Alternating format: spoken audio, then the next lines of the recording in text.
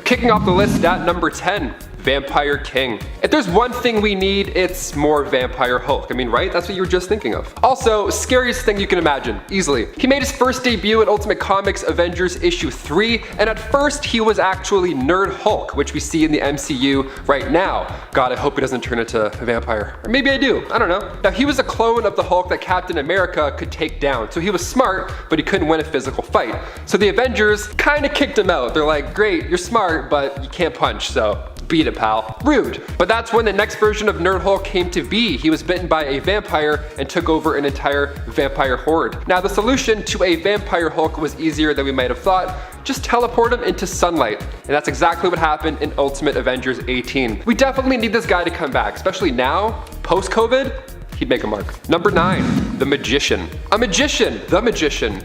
Who is he? The first Ultimate X-Men character that doesn't actually have a counterpart. So the Magician is OG in the Ultimates. Meet Elliot Boggs. He made his grand entrance in Ultimate X-Men issue 66, created by Robert Kirkman and Tom Rainey. Now, he was always dedicated to protect humanity, which is a great thing in a superhero. We want that. But when his powers came to be, the police thought that Elliot was the cause of his parents' death. Rightfully so. I mean, this guy can warp reality, but he can't even control it. So you don't really want to be around him, but you kind of want to be around him. He was able to create people, which is a pretty amazing ability. Dangerous, but amazing. So he worked with the X-Men for a bit, and then he worked with the Academy of Tomorrow for a bit, and then Nick Fury secretly talked to Xavier in hopes to get the Magician into S.H.I.E.L.D. custody. Now, the team attacked Elliot after some drama. They thought he was a threat, so he just created more villains. He just created more instances of Multiple Man, Blob, and Toad from the Brotherhood to attack. And Wolverine finished the kid off with his claws to the chestal plate, and it turns out that was just a manifestation,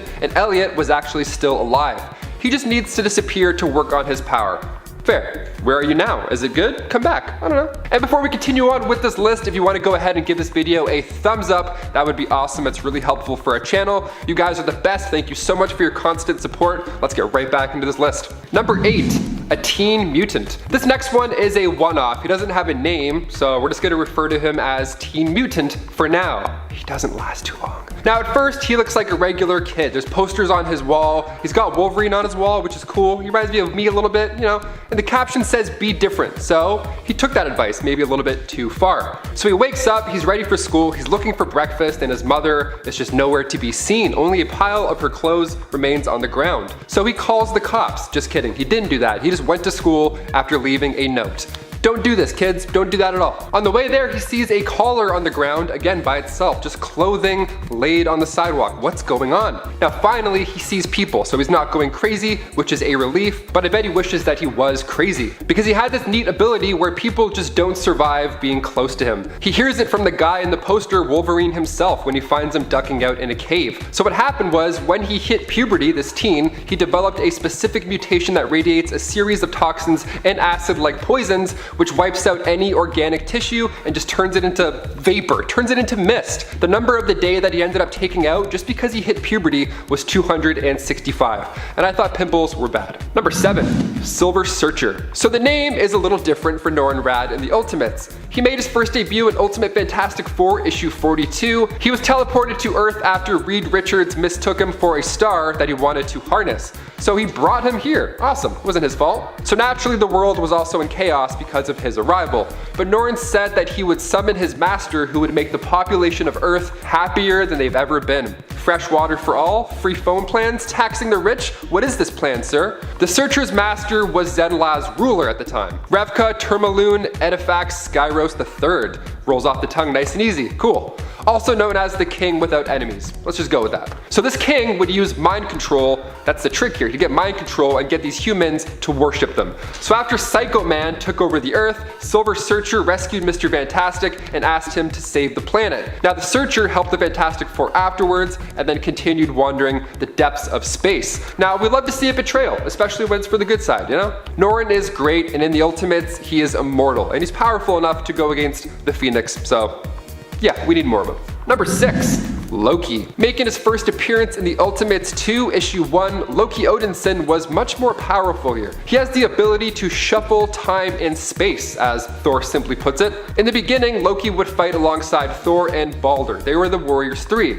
Now his mother was a prisoner of Odin and asked him to bring her the Norn stones, but while he was stealing them, he took out his brother Balder and of course was banished to Asgard afterwards. Now Loki can literally warp reality in the Ultimates. He can retcon history into anything he wanted to. He could create these events that just never happened, until he was depowered by Odin, of course. Now even after he was depowered, he was still able to put up quite a fight as our normal Loki. Now I want to see more Warriors 3 with them. Like, I would watch a show with just those three any day. It's probably gonna come, realistically, at this rate that Marvel's going at. Number 5. Iron Man. Making his first appearance in Ultimate Marvel Team-Up issue 4, Ultimate Iron Man has some medical issues as well, but it's much more bizarre this time around. It's not his heart that makes him unique, it's actually his brain. Now he was born a genius, of course, and he was also one of 2 twin boys, the other being Gregory Stark. Now Tony originally wanted to start his own business with his current girlfriend Josie Gardner, but after so much pressure from his father, he decided to join the family business, and Josie ended up leaving Tony because of this. She was like, oh, I thought we had a thing? Okay, see ya. Then 6 months later, Josie tragically passed away in a plane crash. Now the plane crash was orchestrated by Mandarin International, which was a company that used to work with Howard Stark earlier, but cut ties.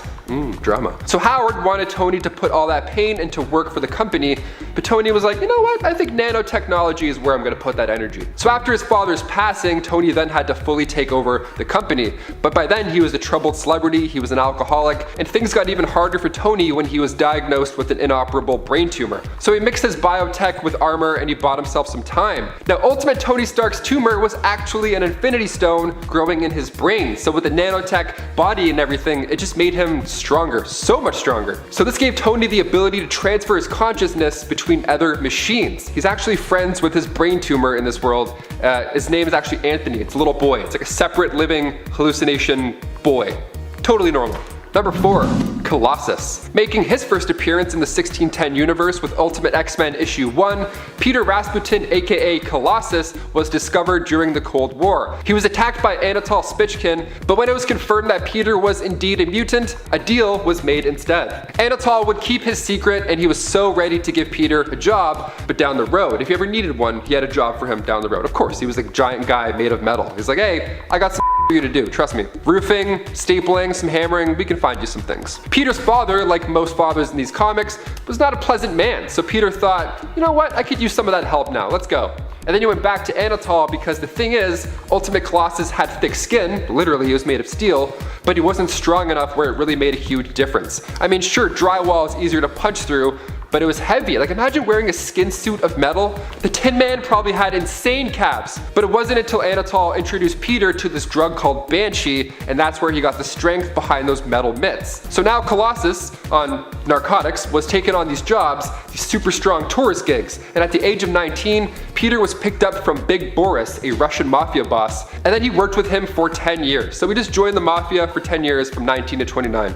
You know, the usual thing you do after you're 19. He kept his powers a secret mostly for those around him, and then one day during a botched arm deal, Peter and his team were shot at. Peter survived because of his thick skin, and his mutant ability was also exposed in a much greater way. He was kind of screwed until Jean Grey found him and then offered him a spot with the X-Men. That's actually where he got the codename Colossus. Now this version is unreal. He's close with Wolverine as they both share, you know, horrible backgrounds. They would walk the streets at night just trying to solve these dark cases, looking for trouble. Imagine these two bumping into you.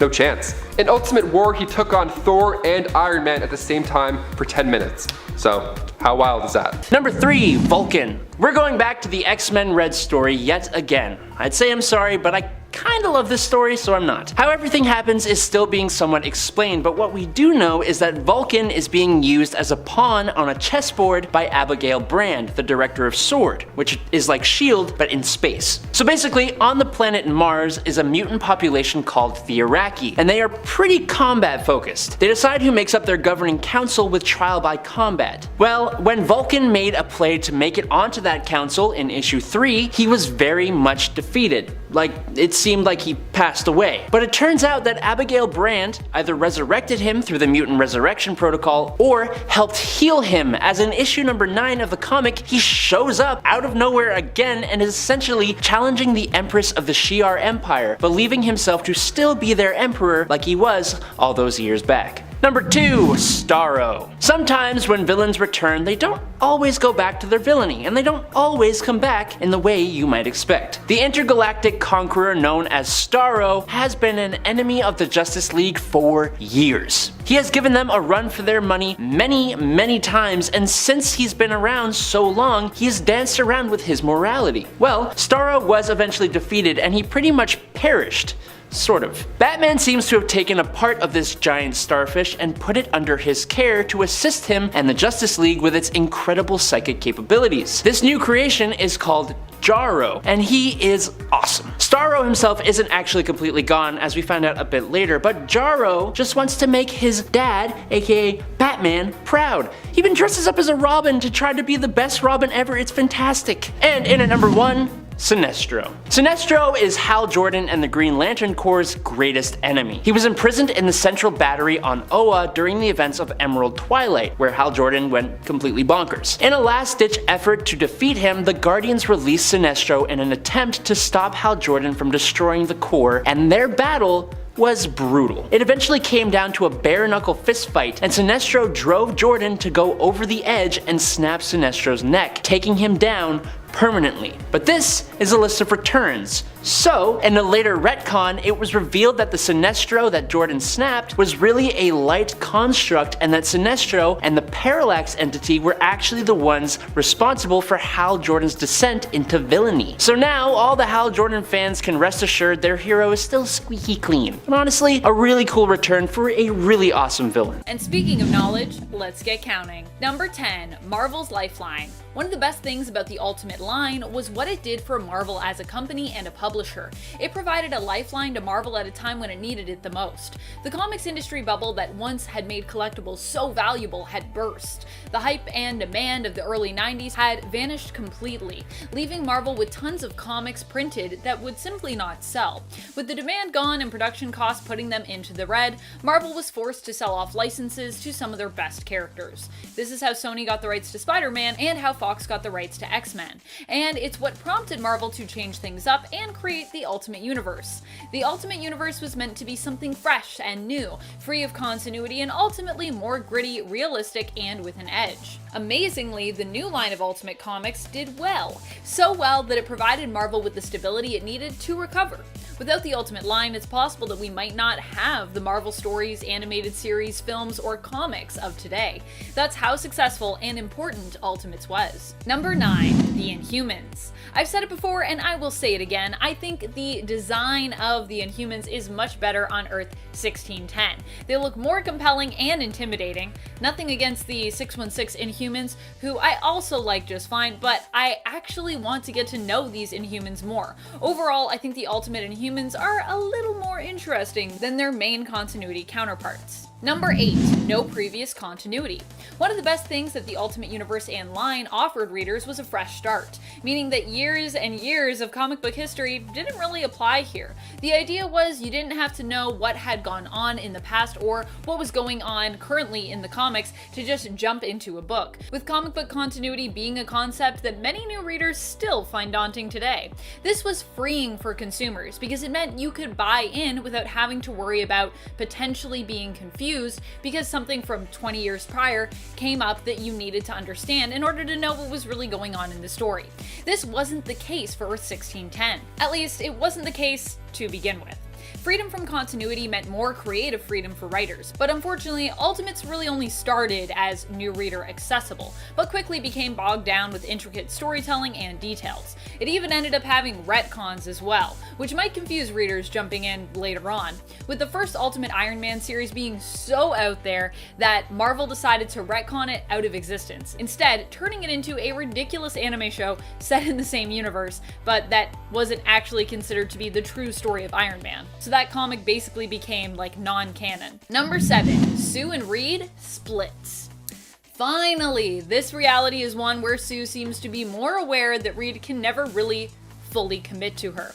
He proposes right before Ultimatum goes down, and they are faced with a giant wave as a result. Sue manages to push the wave back, but slips into a comatose state as a result, prompting Reed to go out looking to punish the villains and abandoning Sue, leaving her with the Thing, aka Ben Grimm. In the Ultimate Universe, Reed and Sue actually don't end up together in the end. In fact, Sue, after she's revived, finds out about a sinister plot of Reed's, realizing that he has become a villain. Ben attempts to try and explain how Reed could just be up to something that they both don't fully understand, but Sue is over making any more excuses for him, implying that she never wanted to marry him to begin with. In fact, Sue and Ben actually end up together, with Reed becoming a villain. For some reason, I actually find this to be just a better fit for these two characters, just in terms of their overall paths. As much as they've had some pretty sweet moments together on Earth 616, the couple has also had major problems over the years that sometimes seem just to get swept under the rug so that we can, try to keep them together without any resolution of those problems. This, however, provides us with some resolution and consequence for those moments, and it kind of addresses some of them, which I like. Just feels a little more realistic. Number 6, Nick Fury. Another great thing that the Ultimate Universe gave us was a new Nick Fury that was so successful he actually became the new version of Nick Fury in the main continuity, and inspired the MCU version of the character as well. Hilariously enough, Samuel L. Jackson's likeness inspired the redesign of the character. Fury would even acknowledge that Jackson would be his top pick to play him in a movie. The story goes that originally Samuel L. Jackson was actually not too happy about Marvel using his likeness without really asking him or without any compensation or conversation about it, but when he contacted them, they actually apologized and offered him the role of Nick Fury in any future films. Jackson supposedly was appeased and accepted the offer, and the rest, they say, is history. Today, I personally cannot imagine the MCU without him. Number 5, Death. Wait a minute, Amanda, didn't you just cite death as being a bad thing on your worst list? Yes, I did. We were talking about Ultimatum. But that was more death for the sake of death, not death in general. I actually enjoy when characters die. Well, I don't enjoy when they die, but more that I enjoy the finality that death invites. I like death as consequences, but more than that, I like the higher stakes that it gives us. If anyone at any point can die, it means that everything is more exciting because, they might not make it back from that mission. Their actions carry more weight because there's a real risk that they face. When characters can die, it also means stories get to end, and with endings come new and exciting beginnings. Number 4, The Maker. Talk about unique spins on characters. The Maker definitely offered us a completely different take on Reed Richards, one that was more modern and actually felt like it kind of fit better, not just within the world, but within a more current day and age. I think a huge issue with the Fantastic Four that we see when it comes to adapting that team to sort of a film setting in the modern day is that the heroes are kind of stiff. They're definitely a product of the time period in which they were created, a perfect and kind of wholesome family unit. The Ultimate Universe shattered that expectation, broke up the Fantastic Four team, and gave us the amazing villain that is the Maker, a version of Reed Richards whose love and dedication to science actually makes him a horrifying, immoral, pretty much mad scientist type, if a mad scientist could somehow also be disturbingly sane and logical. The Maker is one of the best villains to have ever existed in comics in general, not even just within the confines of the Ultimate Universe, which of course the Maker would also literally break free from in the comics. Number 3, Ultimate Spider-Man. Although there were many problems when it came to the continuity of the Ultimate Universe, the Spider-Man series was not one of them. In fact, Ultimate Spider-Man was more celebrated for being a breath of fresh air that remained consistently coherent throughout. To this day, it remains some fans' favorite Spider-Man comic series, period, and not just one of their favorite series within the Ultimate Universe. Some even hold this series above any of the Spider-Man main continuity stuff. Why was the Spider-Man series so good from Ultimates? It had a sense of finality, and it wasn't wishy-washy. It committed, it followed through, it offered fresh new takes on characters, and whether or not you loved all of those new takes, you had to respect them. Most of those changes were made to make Spider-Man's stories and characters feel more grounded, more realistic. Peter also returned to high school, which a lot of fans enjoyed because they felt it was younger Peter, Spider-Man in high school, that was kind of his most relatable version. So taking him back there felt really good. Number 2, Miles Morales. One of the greatest things to come out of Ultimate Spider-Man as well, the story and character of Miles Morales, whom we've all come to love very dearly. What's more, Peter's apparent death also paved the way for Miles, allowing him to step into the spotlight as Spider-Man, and even take over. Even after we learned that Peter Parker had actually survived as well and wasn't actually dead due to the Oz formula making him virtually immortal, he still decided to pass the torch to Miles. He'd had his time as a hero, now it was Miles' turn. I just love how the story goes. I love that Miles truly got to be the one and only Spider-Man on Earth 1610. And while I love Peter, I kind of hope we get to see Miles step into the spotlight as the one and only Spider-Man at some point on Earth 616 too. Or bring back a world where he is the one and only Spider-Man. Number 1, the MCU. The Ultimate line is what helped to pave the way for the MCU, and in fact provided much needed inspiration for the cinematic universe. There are many characters from Earth 1610 who have influenced their Earth 1999 counterparts. That is, their Marvel Cinematic Universe counterparts. Not only have characters from the Ultimate Universe found their way to the big screen through the MCU, but stories from the Ultimate line have also served to inspire some of those told to us in the films. Number 10, Origins. Why not start at the beginning? Let's do it. Ultimate James Howlett first appeared in Ultimate X-Men issue 1 back in 2001. Now his combat days began as a paratrooper for the Canadian Army during World War II. He was part of the invasion of Sicily, and funny enough, that's actually where he met Private Nick Fury and Private Fisk. Now Fisk got hit by a bullet, and then the three of them were all taken away. They were captured, even though James was from a different unit. He was from Canada. He just got roped into it. So that's where they all got put into the Weapon X complex and were under experimentation by Dr. Abraham Cornelius. Now luckily, James got out of there. The other two though, they were tested on to become this new Captain America. They were the test subjects of the new serum. But if you want to hear more of that Ultimate side, check out one of our playlists. We explain quite a bit of it. So yeah, in the Ultimates, Nick Fury is a super soldier. How cool is that? But Wolverine got out of there. He didn't want to be part of it. Well, he kind of got out of there. He got really, really close until a stray bullet hit him last second, and then everybody was in shock as he healed himself. So they dragged him right back in and they're like, well, we got to do some tests. What's going on here? So we got this mutant ability down the road, whereas main Wolverine was just born a mutant. So key difference right there. Number 9, Mutant Zero. So Dr. Cornelius was super into this guy, and then during these experiments, because obviously they wanted to pick him apart and see what the hell just happened, during these experiments they discovered this gene that when it's activated gives you superpowers, basically. So he came up with the term for them. He called them mutants, which is a great word, gotta admit. And James Howlett was mutant number 1. Well, actually, Mutant Zero was his term. Now the genome was spread around the planet over time, causing a few more mutants to pop around, just a few of them. And also those scientists who like to experiment on James and others, they got what was coming eventually, because a mutant boy down the road had some Weapon X scientists as parents, and when he found out how they were treating James and others, well, he took out both of his parents and set James free. Yeah, that little boy was Magneto. The Ultimates are sick. And before we continue on with this list, if you want to go ahead and give this video a thumbs up,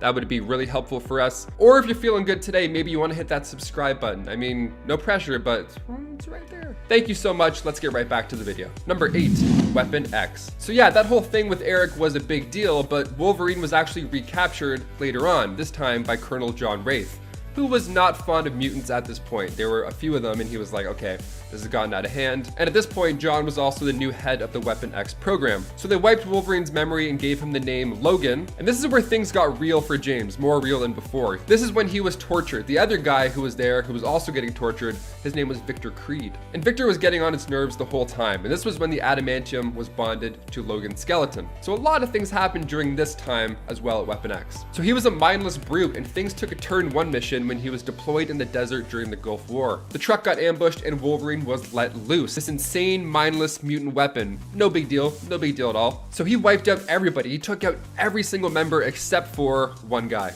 Nick Fury. He didn't take him out, he saved his life and carried him all the way to base because part of him still remembered meeting him early on in his life. Nick Fury actually recognized him as well and then came back later to set him free. What goes around comes around. Number 7.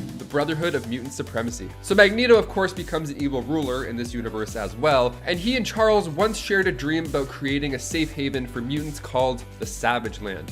But a few arguments later and a pole in the spine, and now Charles is in a wheelchair, they're not talking anymore. So now Magneto is full-on villain, and he creates this Brotherhood of Mutant Supremacy, and his first idea was to recruit Wolverine and attack the Pentagon. And that Savage Land ends up becoming the new evil headquarters, not a paradise. So Magneto wanted to take out Charles for good this time, not just paralyze him. He wanted him gone, so he sent Wolverine to get the job done. So Wolverine was undercover the entire time. Quicksilver actually almost blew it at one point, but Wolverine came through and impressed the X-Men. Number 6, joining the X-Men. So while he was in deep cover, Wolverine sparked up a romance with Jean Grey.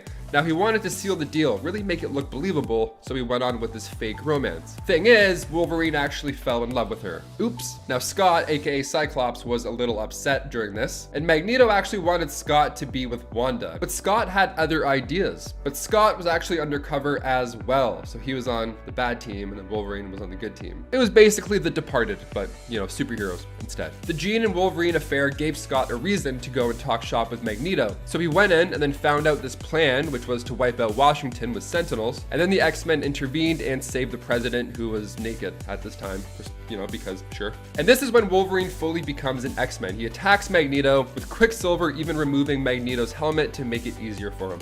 So everybody came around and joined the good team, which is great. And then a page later, Wolverine is now in his new, much cozier home. And their first mission as the new X-Men team with Wolverine was to head back to Weapon X as a team to get some answers. Number 5, jealousy. Now this Wolverine gets pretty jealous as well. He takes things to a new height when he discovers that Jean Grey truly loves Cyclops. So Logan now wasn't a fan of Cyclops. There was this deep rift growing between them. So Charles was like, hey guys, why don't you both go to Savage Land together and work it out? As dudes, couple dudes working it out. You can talk, throw rocks, whatever. They did not work it out. They got into a huge fight, and what happened really was Wolverine let Cyclops fall to his death in order to get Jean back. Cyclops survived because, of course he did, and he exposed Wolverine to the crew, but Cyclops didn't blast him with his visions. No, he just blasted him with words. So he let Wolverine stay on the team, and this whole time Wolverine just sat and felt guilt. He was like, damn, maybe I am not a good friend after all. Interesting. He started to become a leader and he let his past self die. He became a role model for the younger X-Men like Rogue, and then he ended up becoming pretty good friends with Cyclops, even though, he threw him off a cliff and all. Number 4, Sabretooth. So yeah, maybe you're wondering what ended up happening with that other insane guy, Victor. Well, when the team first went back to Weapon X, they came across Wraith and Sabretooth.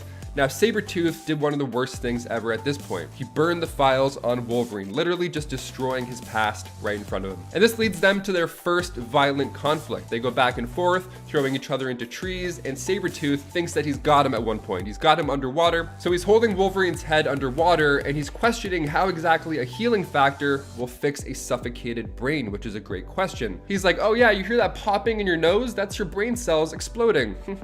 Now, it's cool, except Wolverine's underwater this whole time. He probably didn't hear any of this monologue, but it's still cool. But Wolverine's got that healing factor, which is probably stronger than we think. Coming in at number 3, we have the iconic Harvey Dent, aka Two-Face. Originally fighting for the side of justice with Bruce Wayne as Gotham's district attorney, Harvey Dent's mind was split in two following an acid attack that scarred exactly one half of his face. Making all of his decisions through a coin flip based on his past childhood trauma, Two-Face is one of the most well-known villains of Batman, but hasn't gotten a chance in recent years to really headline an event as a villain, usually only taking the focus in smaller storylines or as a supporting character. Personally, I think Two-Face is long overdue to take his place as a master of the criminal underworld. Coming in at number 2, we have Bruce Wayne's former childhood friend and current adulthood enemy, Hush. Born under the name of Thomas Elliot,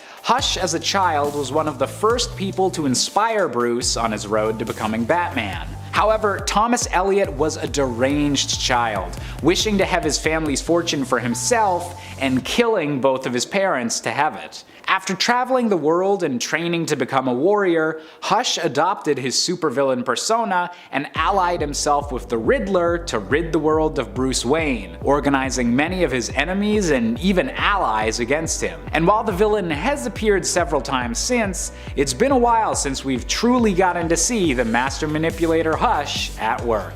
And finally, coming in at our top spot, we have the Phantasm, aka Andrea Beaumont. Originally debuting in the animated film Batman: Mask of the Phantasm, Andrea Beaumont was Bruce Wayne's first love, the girl he almost considered abandoning his mission as Batman for before the mission had even begun. Unfortunately for Bruce, Andrea and his relationship was forced to an end by the death of her father, causing Andrea to begin her descent into becoming the vengeful spirit known as the Phantasm. As a villain with an incredibly cool design and a very personal connection to Batman, the Phantasm has been only recently seen in the comics, and definitely takes my top pick for the villain that most deserves another storyline. And at 10, Sin Eater. Stanley Carter's parents were addicts who ended up falling in love with each other. Stanley's father, though, later died, leaving Stanley's mother pregnant and alone. Stanley's mother was sent to a rehabilitation clinic, and Stanley went to be raised by his grandparents in the Ozark Mountains. Stanley's grandfather was a zealous pastor who reveled his son and took it out on Stanley. After Stanley's grandfather died due to a rattler bite, this congregation held a sin-eating ritual for him, and young Stanley presumably saw a Sin Eater, a masked hermit who would eat fruit placed in the corpse of someone's body to take the dead sins for himself, because you know that's not gonna screw up a child's development. Stanley ended up joining the NYPD and became a detective after growing up, having multiple instances of executing criminals, particularly drug traffickers, including his own partner. This is where he really became the Sin Eater, a maniacal serial killer and probably one of Spider-Man's scariest foes with no powers, but with the MO of killing anyone who sins. The Sin Eater's first victim was actually his own lover, police captor Jean DeWolf, whose death attracted attention throughout all New York City, including their friend Spider-Man. The Sin Eater had stolen DeWolf's purse, creating a precedent of taking one personal object for each of his victims, and this object would usually have to be associated with the victim's sin in some way. It's probably gonna be a loose way, but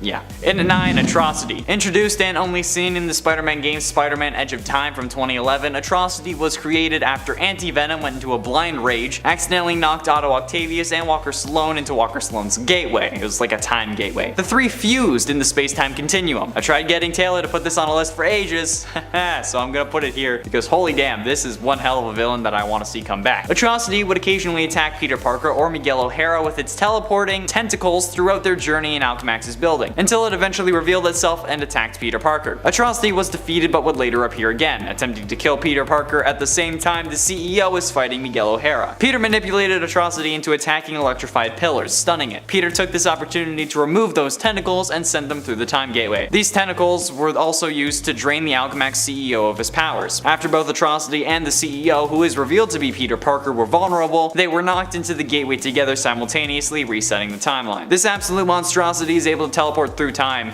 and space, in addition to all of his other powers. So yeah, Atrocity for sure needs to make a comeback. I want to see this guy. He only appeared once. He's probably one of the most horrifying looking villains of all time. Please. And at 8, Mr. Negative. Martin Lee was a seemingly good-willed philanthropist who ran a volunteer soup kitchen called Feast, where May Parker volunteered, because of course she did. While he was also the crime boss of Chinatown, Mr. Negative. Despite being a crime lord, Lee was seemingly a kind and generous man. The Feast project displayed healing powers for people of various illnesses, although the cause of this healing was actually unknown, but it turned out to be Lee himself. The public knows that the person known as Martin Lee was an illegal Chinese immigrant who attempted to travel to America to be with his wife. In China, he ran a factory, but because of his lack of resources to bribe the Communist Party, he could not develop his business and grew tired of that country. Although this Martin Lee is not actually Martin Lee, but a former smuggler who just used Lee's identity after he died. Mr. Negative first came into conflict with Spider-Man when he made a power play towards taking control of New York's criminal underworld by attempting to wipe out all existing members of the Kernali and Maggia crime families, using a DNA-specific bioweapon called Devil's Breath. Mr. Negative is also responsible for the creation of Anti-Venom, and while he was featured in the 2018 Spider-Man game, it's been like 3 years, so he needs to show up again. And at 7, The Spot. As a scientist working for the Kingpin, Dr. Owen was assigned to reproduce the radiation levels of the Vigilante cloak to find a way to artificially mimic his powers. Working late one night, he actually succeeded, creating a solid black circular portal. In doing so, however, the drain on the city's power became so great a blackout washed over the city, causing the portal to shimmer and destabilize. Fearful of losing a once-in-a-lifetime opportunity, Owen stepped into it, which was a horrible idea. The power shortage caused the portal to send him into a different dimension, a place of half darkness and half light, kinda like my mind. When Owen emerged back in his lab, his body had undergone a radical transformation. The portals from the other dimension had adhered to his skin, covering him from head to toe in black spots. But just think about how crazy OP this villain is, alright? He has the ability to control these portals. Like, if the man wanted to decapitate you, instantly he could. Best doctor in a sense, I guess. That's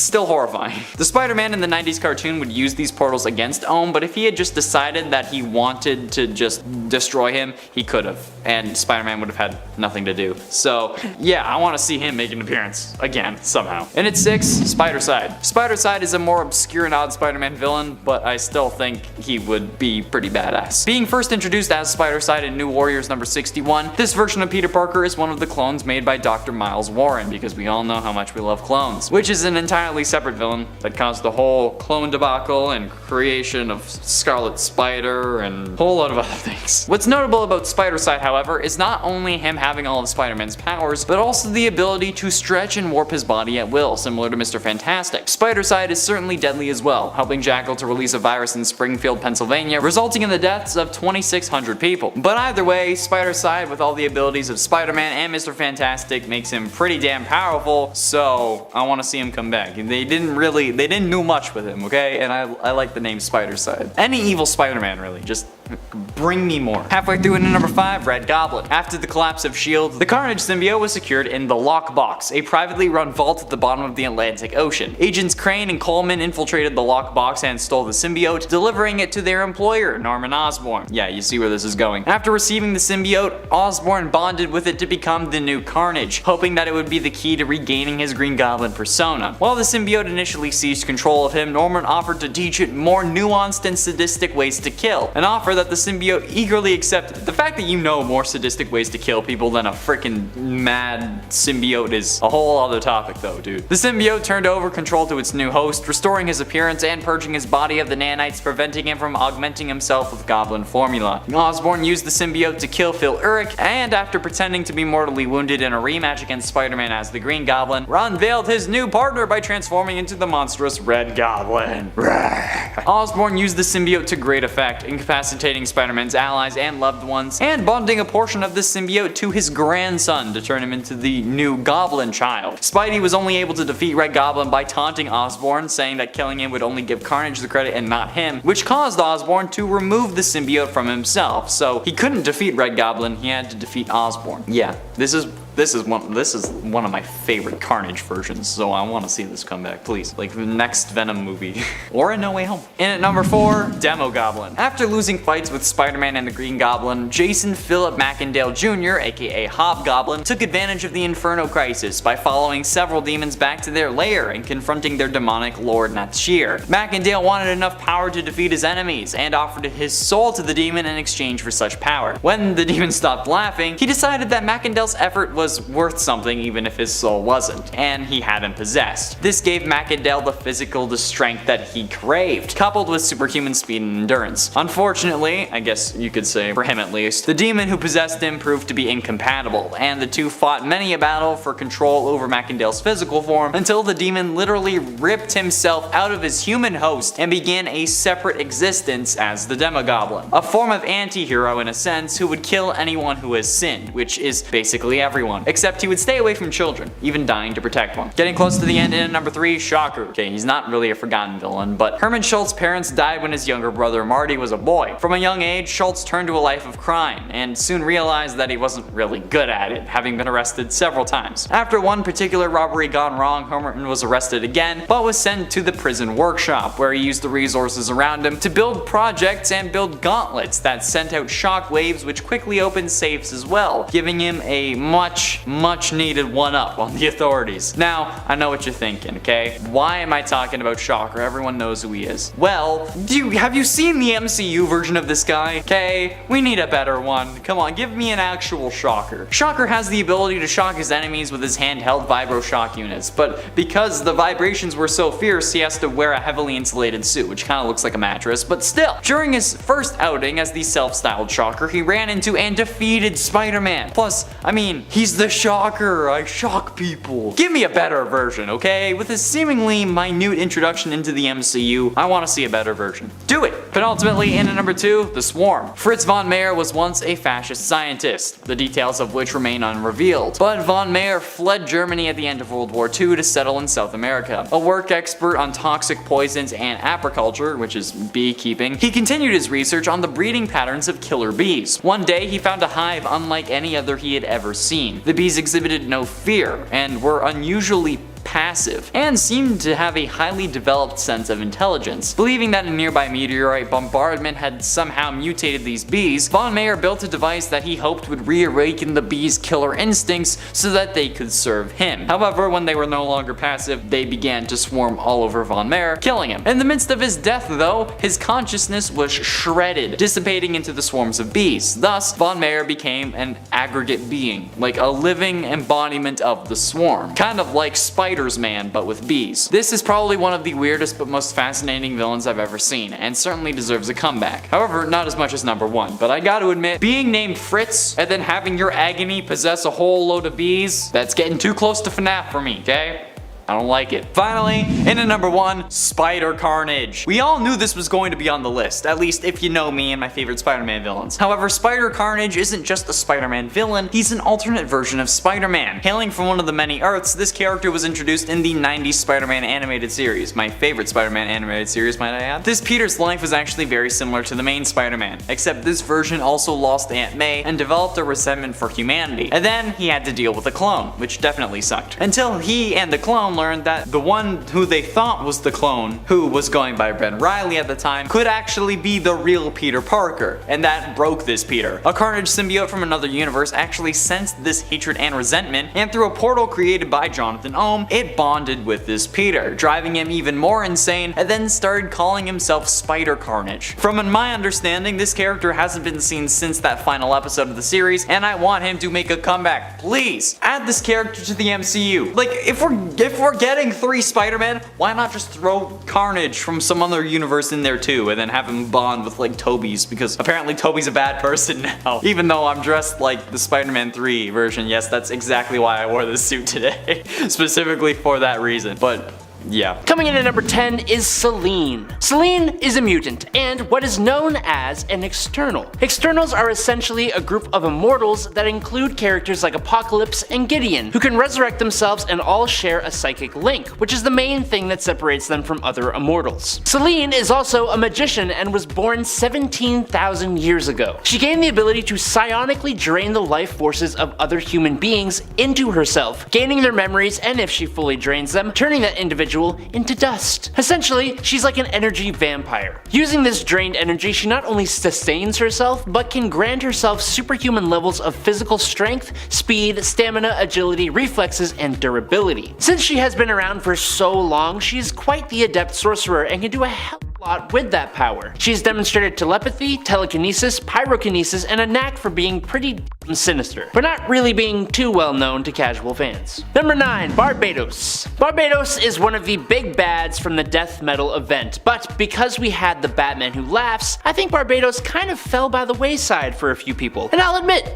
I was one of them. But Barbatos is nothing to scoff at. In the earliest days of existence, 2 siblings came into reality, tasked with monitoring creation. Along with them came a third being known as the Forger, who was set to watch over creations that would exist in the future. The Forger made its home in the Forge of Worlds inside what would later be named the Dark Multiverse. The Forger created universes based on the hopes and fears of every living thing. And while the stable universes became part of the multiverse, the Forger would dispatch its dragon to destroy the unstable worlds so that their energy could be returned to the Forge and recycled. That dragon is Barbatos. Barbatos had a lust for destruction, which eventually led him to take out the Forger and corrupt the World Forge. The unstable worlds persisted beyond their time and became part of the Dark Multiverse field with horrifying realities. He then changed his goals, setting his warpath onto the regular multiverse. Now fast forward multiple centuries, and Barbatos' followers started to secretly prepare Batman to become the doorway for Barbatos to enter the Prime Earth from the Dark Multiverse, causing a big old mess in the DC Multiverse. Number 8, Decimus Furious. Decimus Furious actually began his life all the way back in ancient Rome, where his mother and father took their own lives, leaving Decimus homeless on the streets. In 281 AD, while on the cusp of the afterlife and in incredible pain due to his hunger, this mutant's powers finally activated. He gained superhuman strength and durability alongside an extremely bestial form similar to a minotaur, but almost as if made of stone, like a minotaur statue, but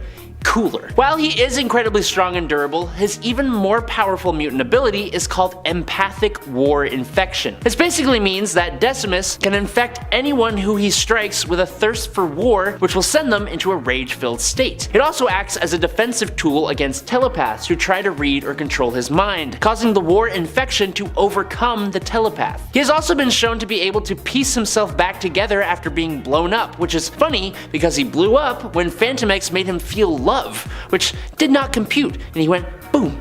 Decimus became Apocalypse's final horseman of war.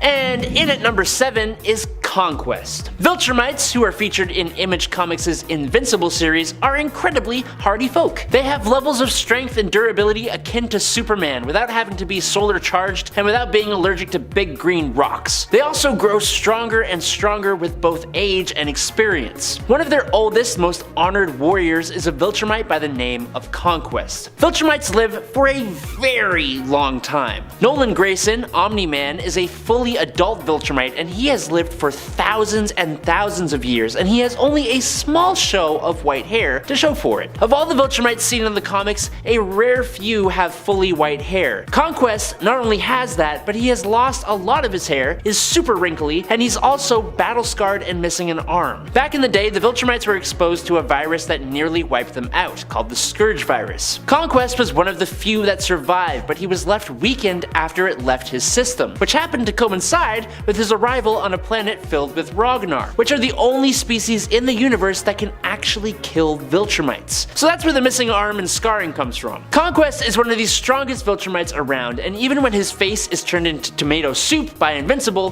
he still regenerates and comes back for round 2. Number 6, Male Bolgia. And we are sticking with Image Comics for this point, but moving away from Invincible, we are going to talk about Spawn. Now, yes, I am a little lacking in the knowledge department when it comes to Spawn comics, but I do know that the whole reason Al Simmons became a Hellspawn in the first place is because of this guy, the ruler of the 8th sphere of Hell, Male Bolgia. Over 70,000 years ago, this being was created by a past ruler of Hell out of necroplasm rivers, but he was so powerful that he betrayed, overpowered, and took the life of his creator. In order to wage war on heaven and destroy God, he created an army of Hellspawn, but he needed a general, which he couldn't find until he found Al Simmons. He made a deal with a man named Jason Wynn to take Al's life, which is when Male Bolgia made a deal for Al to become his general in exchange for being able to see his wife. But in the end, it didn't really work out too well for this ruler of Hell, did it?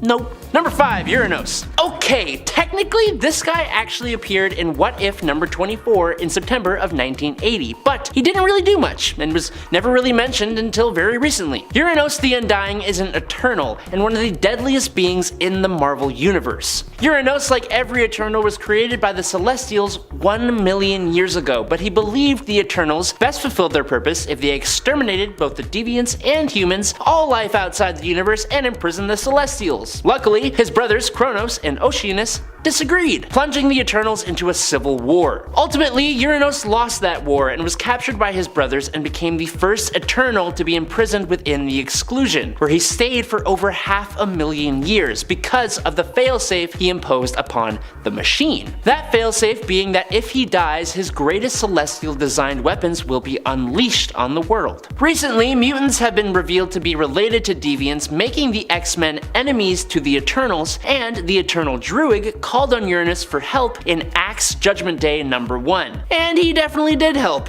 As in a matter of 20 minutes, Uranos eradicated Cable, Magneto, and David Haller, otherwise known as Legion, along with a bunch of other powerful Omega level mutants. Number 4, Yuga Khan. Yuga Khan is the first ever tyrannical ruler of the planet of Apocalypse, and the father of both Drax, who would become the Infinity Man, and Uxas, who would become Darkseid. Given his nature as essentially a god and one that fathered the current gods, Yuga Khan is certainly ancient, being essentially immortal. As an example, before the fourth world is even fully formed, Yuga Khan alongside his wife, Hegra, and their sons ruled Apokolips, creating one of the most feared empires in the entire universe. But being such an astronomically powerful being, it wasn't enough for him. Yuga Khan was obsessed with becoming the most powerful being in the universe and wanted to be able to essentially control it all. But he was also obsessed with finding out the reason for why it all exists. So he's a conqueror, sure,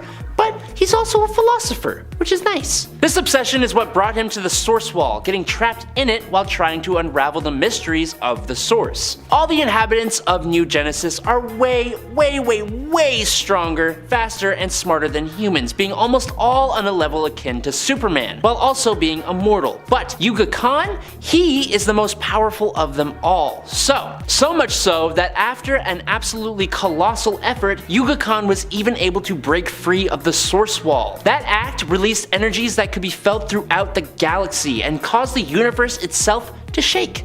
I don't even know how that works. He then replenished his power by absorbing the entire life force of the planet Velos and all its inhabitants, and then did the same thing for millions of other worlds while on his way to Apokolips. His return to Apokolips made everyone tremble, including its current ruler, his son Darkseid, who he imprisoned in the core of the planet. Most recently though, Yuga Khan was one of the beings empowering Shazam during Darkseid War. Number 3. Kulan Gath. Kulan Gath was a sorcerer who lived in Earth's Hyborian era, aka the time of Conan the Barbarian. So yes, he is incredibly ancient. He actually isn't the original Kulan Gath though. Well, he is, and he isn't. You see, Kulan Gath had a slave who poisoned him and assumed his identity. When this Kulan Gath sought out the training of the then Sorcerer Supreme, Mekri Ra, he was refused. He responded by taking the life of and consuming the Sorcerer Supreme, gaining his power. As an enemy of Conan the Barbarian, Kulan was eventually beheaded by the Barbarian, but not before he had become immortal by putting his essence into a magical amulet. So yes, he pulled a Voldemort and made a Horcrux. After the amulet had made its way to Manhattan in the modern era, it ended up in the hands of a mugger, who donned the amulet, allowing Kulan Gath to possess and transform the body of the mugger. Then, he transformed Manhattan into a replica of the time he came from, manipulated the minds of everyone there, and took control of the minds of the Avengers, X-Men,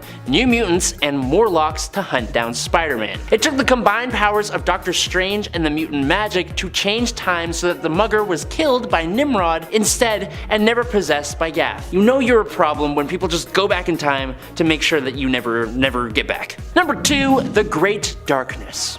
So great. You can't get much more ancient than existing before creation. The Great Darkness was the literal darkness and nothingness that existed before the Presence ever came to be. When the Presence, aka God, said, "Let there be light," the Great Darkness is the one who went into hiding. At some point, a clan known as the Brujeria, which is, I think I said that right, attempted a ritual to reawaken the Great Darkness in order to destroy God and reshape the universe. Instead of being completely evil though, it was more like an animal who was confused and didn't understand its power or what its purpose even was. The Great Darkness, also sometimes referred to as the Great Evil Beast, went on a warpath, easily defeating many heroes and waging a solo assault on heaven itself, decimating everything in its way to demand answers from the Presence. It even caused the 3 main figures of hell to form a union with each other just in case it decided to attack them, which it didn't. When the Great Darkness reached heaven though, it met Swamp Thing, of all people, who taught it the concept of good and evil, explaining that one couldn't survive without the other. The darkness then reached up and God reached back and they became one and the same as yin and yang, or as a balance, that kind of thing. Recently though, the Great Darkness played a large role in the Dark Crisis event. It's basically the overarching villain of the entire DC multiverse, but also it's kind of just a force of nature. Sort of. Number 1, the Black Winter. You know, Galactus almost made this list, but why choose him when you can choose the bigger, more dangerous, and surprisingly not well-known Pappy of Galactus? Where Galactus consumes individual planets, the Black Winter devours entire realities. The Black Winter, also known as the Star Plague, the Blight Storm, the Rot Blizzard, or the Thimble Winter, was the one who brought the end to the 6th iteration of the cosmos, leaving only Galen of the planet Ta, the one who becomes Galactus, alive. The Black Winter essentially made Galen his herald, so So, when the Black Winter arrives in the Marvel Universe in the latest run of Thor, Galactus turns an All-Father Thor, who possessed the Thor Force, into his Herald of Thunder, granting him the power cosmic, and an attack from this Thor only stops the Black Winter for a total of 14 seconds. That's nuts! That's how powerful this multiversal entity is. But luckily, at this time, the Black Winter isn't here to destroy the universe. He's just here for his herald, Galactus. But still, Thor turns Galactus into a massive power cosmic explosion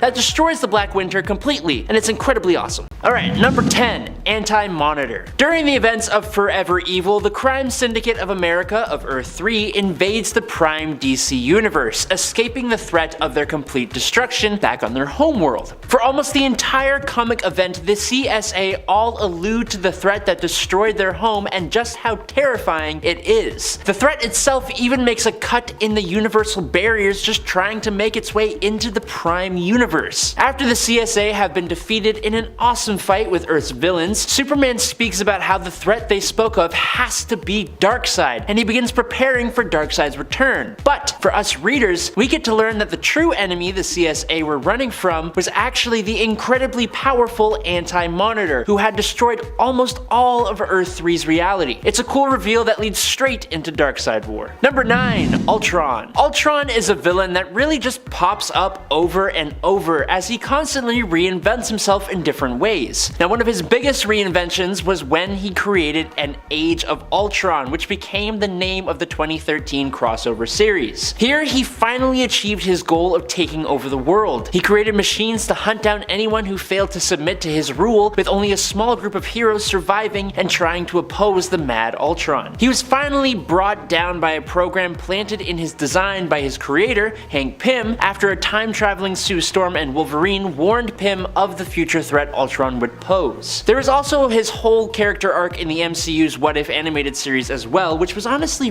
really cool to watch, and I did not expect it to go the way it went. Number 8, Armless Tiger Man. You may be wondering who the heck Armless Tiger Man even is, and you know what? That's fair. Honestly, his return is not the only thing we never saw coming, because his creation was something I never saw coming. But here we are with a German amputee with pointy ears, sharpened teeth, and enough leg strength to bend steel. He had an incredibly brief career during World War II and was eventually taken out in Wakanda by one of the Howling Commandos. But what was really surprising was when he reappeared in Incredible Hercules number 129 to 131 in 2009. He was among a group of individuals that were the Greek god Pluto's jury of the undead, and they together put Zeus on trial and subdued Herc himself. If you guys are enjoying this video, or you like this channel, make sure you drop a like to let us know that you like what we're giving you. And in number 7 is Superboy Prime. During the massive Dark Knights Metal event, the Trinity of Wonder Woman, Batman, and Superman go to a collection of 3 dark multiverse worlds that each have the 3 main crises from DC Comics happening on repeat. Only each of these worlds' crises are happening differently than they were supposed to. Wonder Woman ended up in the world where the Infinite Crisis is constantly on repeat. Only in this world, the heroes lost and Wonder Woman is met by Superboy Prime, who hasn't shown up in the DC universe for quite some time now. Now, he isn't entirely a villain, like he definitely has been, but he has always wanted the best outcome, but usually in the worst ways possible. But now, in this death metal event, he fights toe-to-toe against the Batman Who Laughs and seemingly destroys him. Or does he? Number 6, Uranos. The Eternal known as Uranos first ever appeared in Marvel What If number 24 in September of 1980, in a story that explained the origins of the Eternals. Now, in this story, Uranos is trying to convince his brother Kronos that the Eternals should use their massive amounts of power to take over the world. He believed the Eternals would best fulfill their duties if they exterminated both the deviants and humans on Earth, all life outside the universe, and then imprison the Celestials. But his brothers Kronos and Oceanus disagreed, sparking the Eternals' civil war. The war culminated in his defeat and banishment to the planet Uranus. Surprise though, this isn't actually what happened.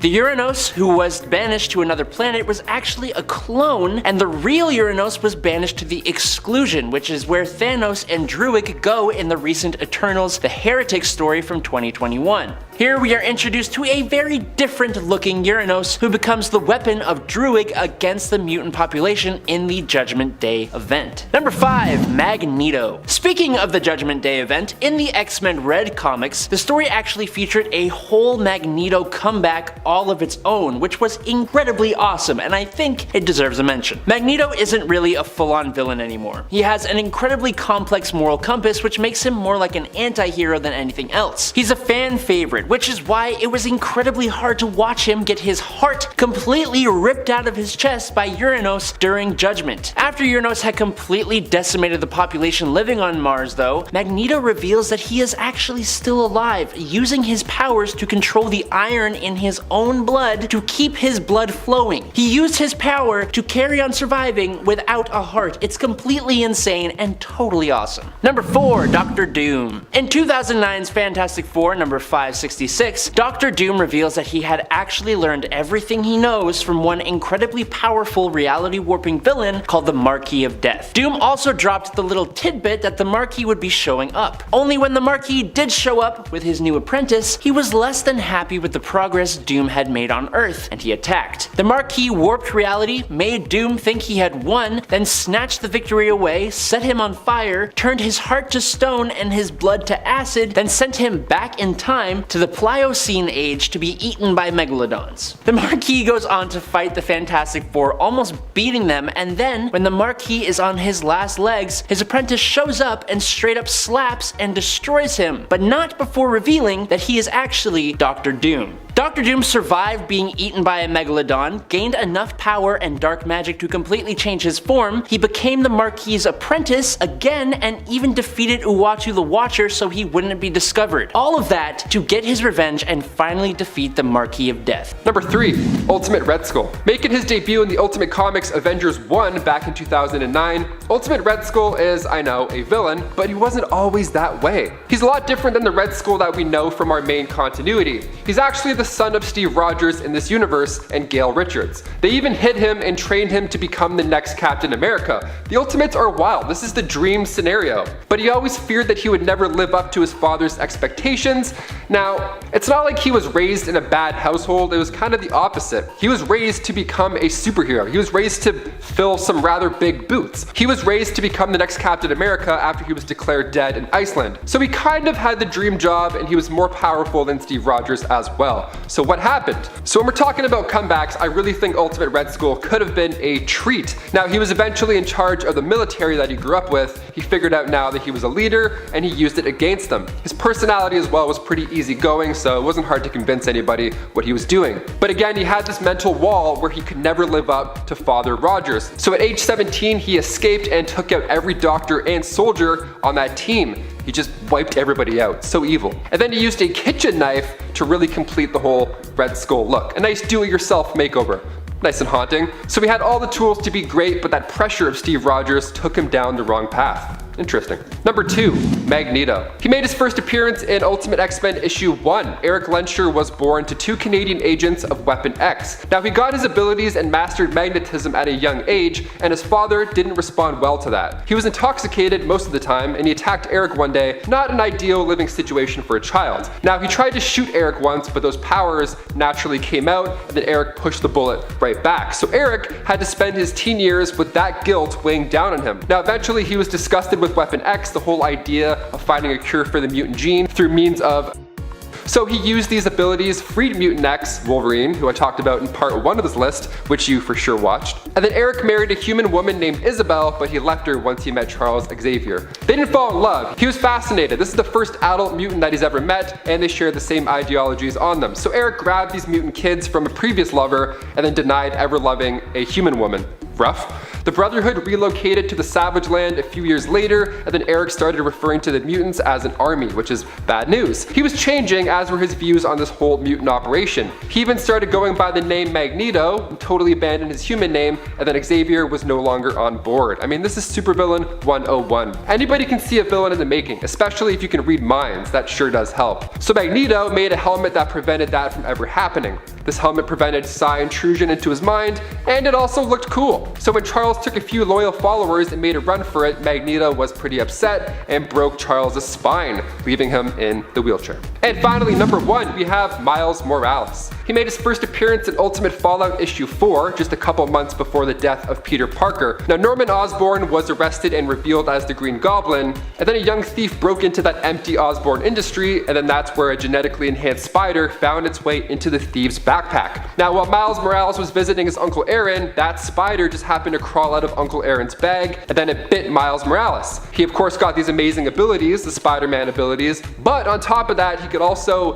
turn invisible, which is a pretty sweet gig. That plus Stun Blast makes Miles pretty hard to take down. Now the thing is, what makes him unique is at first, Miles didn't really want to be a hero. He wanted to leave that up to the real Spider-Man until his untimely departure, saving his family from Osborn. So Miles got to the scene, but it was too late and too ahead of him. So he felt guilt after this for not being able to save Peter, so he suited up and joined the battle. His first villain was against Kangaroo, and he took him on wearing a Spider-Man Halloween costume, which is a great look. I honestly love Miles. I'm so happy he's in a bigger part of the Spider-Verse that we're currently in, and I'm betting that we meet live-action Miles Morales in the next Spider-Man movie. I think that's the only thing they've managed to keep a secret about that film. I'm calling it now. Guys, who would you cast for a live-action Miles Morales? Let us know in the comments. Number 10, Hawkeye.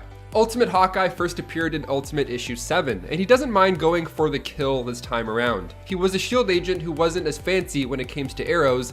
He's just more military this time around. It's actually pretty dark at times. He became a super soldier once briefly when the Avengers were put on the USS Jimmy Carter. They got captured, and then Hawkeye and a few others ingested super soldier serum, and then they rescued Nick Fury. Hawkeye is a pretty sweet agent. He's badass, he gets it done, but his family life and dynamic with Black Widow this time around is much different than most would think. When a team of mercenaries broke into Clint's house early on, they took out his wife and kids, which is awful, but it gets even worse when you find out that Black Widow was the leader of said mercenary team.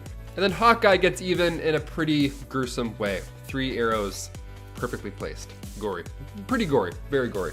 Number 9, Nick Fury. When he entered the Ultimates and Marvel Team Up issue 5, Nick Fury would soon take over as director of S.H.I.E.L.D. And his first plan was to bring back the Super Soldier program, which actually resulted in the creation of Ultimate Captain America and Ultimate Hulk, etc. His origins are pretty unique. I mean, he fought for the US in World War II, and tragically he was taken by force to be the next test subject for Project Rebirth. When he was injected with this new serum, it gave him super strength, and in turn, he freed himself and other prisoners and busted out of there. So now he's got quite the power behind those punches, and Ultimate Nick Fury is way cooler than our 616 Nick Fury because he was designed to look like Samuel L. Jackson, so it's really no contest. And before we continue on with this list of Ultimate heroes, if you want to go ahead and give this video a thumbs up, that would be awesome. It really does help our channel out a lot. I'm not going to waste any more of your time. Let's go right back into this list. Thank you so much. Number 8, Nightcrawler.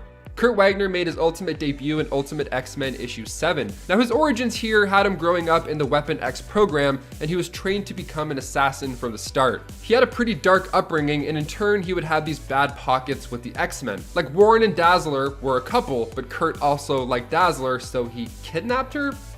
Okay. And the team was like, hey, so we're gonna put you in a coma now because that's not cool. We can't really do that. And then he came back and he apologized. The dust was settled, no hard feelings. Okay, sure. He joined Colossus' X-Men team with Dazzler and Angel, by the way, so it was definitely fine. Kurt wasn't all bad. He was actually kind of funny, I mean, as a character, because sometimes he would use the Danger Room with Angel to reenact Pirates of the Caribbean instead of, you know, fighting bad guys. So already this version is my kind of guy. I mean, minus the kidnapping part, of course. Him and Angel were tight because they couldn't hide their mutations, so they ended up being best of friends. So they fought pirates together, chased the same girls, they're living the mutant dream in a way. Not bad. Sadly, Kurt was killed by Magneto's ultimatum wave, and it got a lot of other X-Men killed as well. So it's dark, it's nice, and then it's dark. That's the Ultimates. Number 7, the Hulk. First appearing in Ultimate Marvel Team Up issue 2, he's still big, he's still angry, but this time around he is gray. Okay. Now before this, however, Bruce Banner wanted to be just like Captain America, back before he was the Hulk, back before he was big and strong. So at Cambridge University, he was committed to duplicating the Super Soldier Serum with helps of Nick Fury's Super Soldier blood. So he used it on himself, and honestly, already I'm a fan of Bruce Banner more. I mean, the Hulk hasn't even been created yet, and then Nick Fury, the first Super Soldier, gathered the best genetic engineers to recreate the serum, and Bruce was luckily amongst them. So Bruce actually thought that he figured this thing out, but again, he wanted to be like Cap and he wanted to stay quiet, so he tested this new serum out on himself, and then he ended up becoming Ultimate Hulk. Later on, Bruce decided to make even more serum. So he mixed Super Soldier Serum again with this new Hulk serum, smashed them together, injected himself. So now Super Soldier Nick Fury actually made Banner the Hulk in this timeline. That's a cool sentence right there. Number 6, Deadpool. Meet Wade E. Wilson. He had a pretty rough go in the Ultimates, as do most of them. I'd say more intense than his 616 counterpart, because in Ultimate Spider-Man, Wilson gets hired by the Genosian government, but of course in Deadpool's spirit, he gets hired to double down and hunt these mutants, but it's also a TV event. It's fun. And then when Deadpool is going up against Spider-Man, he actually gets unmasked. And his appearance is even more shocking in this reality. Even the host has to apologize to the viewers at home because his mask, I mean, to begin with, wasn't even really a mask. It's translucent, so not really the best. And then Spider-Man even adds insult to injury, saying that his face smells like a KFC dumpster on a hot day. So if anybody needs redemption, it's definitely Wade E. Wilson from the Ultimates. Number 5, Juggernaut.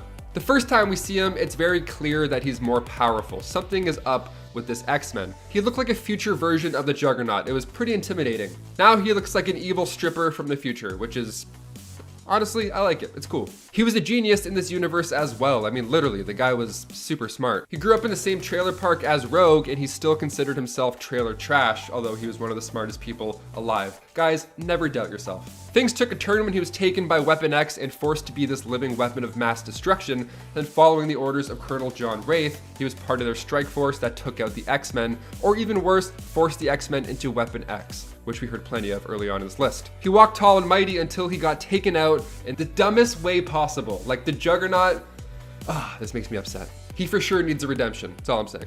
Even when he's fighting Rogue later on, he still wants them to be happy and in love. He still wants that dream, so he's still a good guy deep down. And then Ultimate X-Men issue 99, in the middle of a fight, he gets taken down because of a poisonous dart. A dart. Yeah, just one of those. That's it. The Juggernaut got taken out by a dart. It went right through his visor gap. I mean, amazing aim, but come on. This is the same guy that dropped a building on Gambit? Number 4, Mr. Fantastic. Reed Richards needs a redemption on screen before anything else. I mean, the last Fantastic Four movie, I mean, if you haven't watched it, honestly, don't. Marvel's redoing them soon. You might as well just wait it out. In the Ultimate version, it was dark, and he was younger, and honestly, he was cooler. He made his first appearance in Ultimate Fantastic Four issue 1, and even at the start of Ultimatum, when that big wave hit, Sue bites the bullet, and he didn't waste any time. He's not happy. He immediately blames Namor, and by blaming, I mean he knocks him out first and then asks questions later. Okay, Reed, chill. Eventually, he becomes a villain in this universe, referring to himself as the Maker, and caused some trouble in the 616 universe as well, after his universe was destroyed. Now, this is the Mr. Fantastic that we need. This guy gets the job done. He's scary. Number 3, Wolverine. Making his first appearance in Ultimate X-Men issue 1, he didn't remember his past, and he thinks that he was once married. He has a ring, and he thinks Sabretooth killed his family. It's all a blur. Stressful. No thanks to Weapon X. Now, Ultimate James Howlett is actually the first mutant, and it turns out that this time around, you can kill Wolverine. You just have to rip his bones out that happen to have adamantium built into it. That ought to do it. Also, so painful. This all takes place during the Fatal Attractions event, and Wolverine doesn't even have a chance to scream. The adamantium that bonded to his bones erupted outward like water bursting through a dam. There's a nice picture for you. And he's still breathing when this happens. I mean, if this isn't one of the worst things to go through, I don't know what is. Number 2, Thor.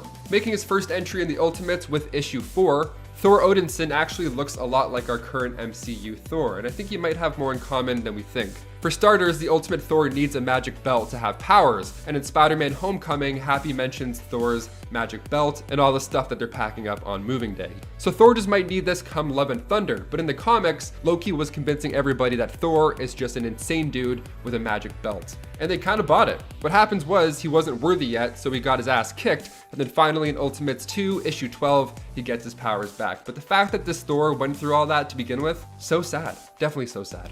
Number 1, Quicksilver. Okay, yeah, he's in love with his sister in the Ultimates, and it's weird, and it's gross. Yeah, sure. But this Quicksilver otherwise was far more superior. He was faster in the Ultimate Universe, he was supersonic when it comes to speeds. He almost reached the speed of light at one point, like, come on, dude. And as long as he's still alive, he can always re-heal himself. In Ultimate Wolverine issue 3, Pietro grabs Logan and runs with him. He was actually trying to tear the flesh off him, and if it was anybody else but Wolverine, it probably would have worked. And in Ultimate Comics 29, he heals himself using his super fast metabolism, and he uses his super speed to study Reed Richards' notes. He says he's not smart, but he is fast, so he ran the math nearly 100,000 times. That's insane. Quicksilver needs a comeback for sure, more so on screen than I think any superhero right now. Hashtag Ralph Boner. Number 10, Blackheath. Blackheath is Samuel Smithers. Yep, in the reality of 1610, Plant Man is instead a mutant. His powers are similar to that of Poison Ivy, allowing him to control plant life. Blackheath was one of the mutants who was kept in William Stryker's camps. While there, he ended up meeting and befriending Storm, and would be one of the few mutants left when Utopia came about. Number 9, Mach 2. Mach 2 is Nomi Bloom. She is kind of like the second coming of Magneto, but not as much of a villain. Or at least, she comes around in the end. And not inherently as powerful as Magneto was. She can basically affect and control magnetic fields. Later on, she would see a power boost, which would enable her to have more control over objects containing metal. Mach 2 is also known for being a rival to Kitty in terms of her leadership over the surviving mutants of Utopia. People are going to be like, what is Utopia? And I'm going to be like, don't worry.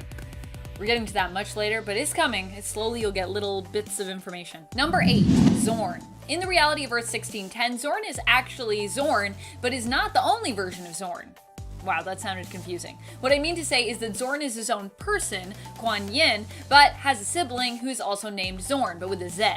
They were each given their powers as part of the Southeast Asian Republic's Super Soldier program. Zorn with an X is the one who you typically see clad in the color white. He is an amazingly powerful telepath and telekinetic. While both characters may have been introduced later and have been somewhat short-lived, they are both presented as being pretty powerful during their time in the comics. And friends, before we move on to this next spot, if you are loving this list, be sure to let us know by giving this video a thumbs up. Number 7, Zorn.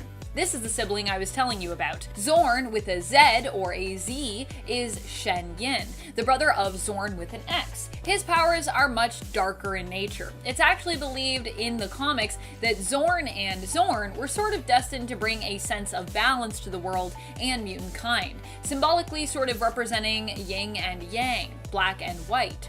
Zorn's powers are basically akin to a black hole. He emits a black hole energy and can use his powers to manipulate gravity. In the end, Zorn sacrifices himself when he realizes that he cannot win in the war against the children of tomorrow. In his death, he effectively becomes a black hole in retaliation. Number 6, Colossus. A strong mutant on Earth 616 and in 1610. Initially, Pyotr Rasputin did not possess super strength as part of his power set, but was given a drug called Banshee to enhance his strength, as well as a job working for the Russian mafia.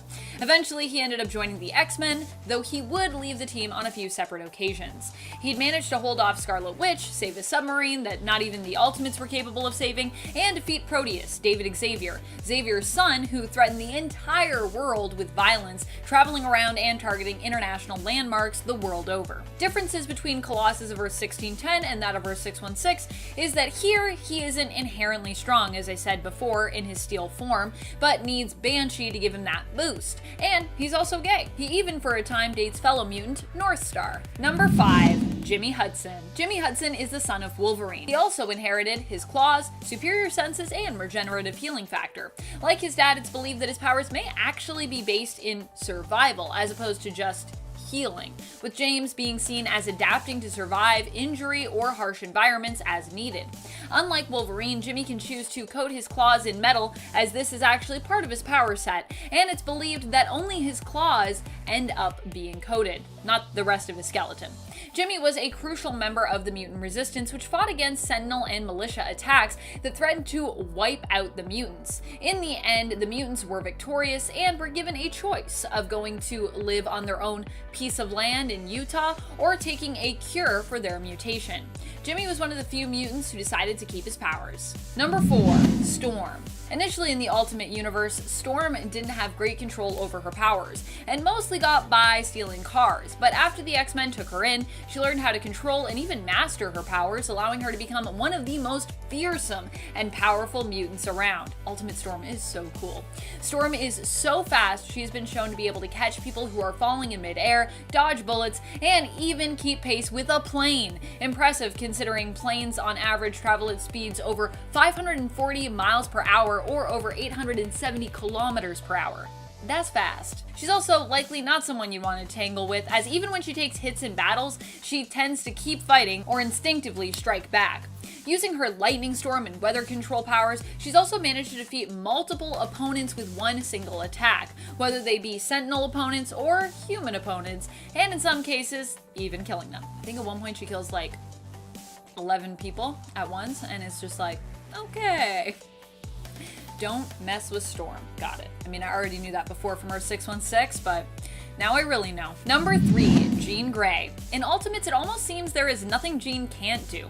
Before she joined the X-Men, she was in a mental institution as the manifestation of her powers made her seem insane. However, Professor X would save Jean and recruit her on his X-Men team, with her being the second member.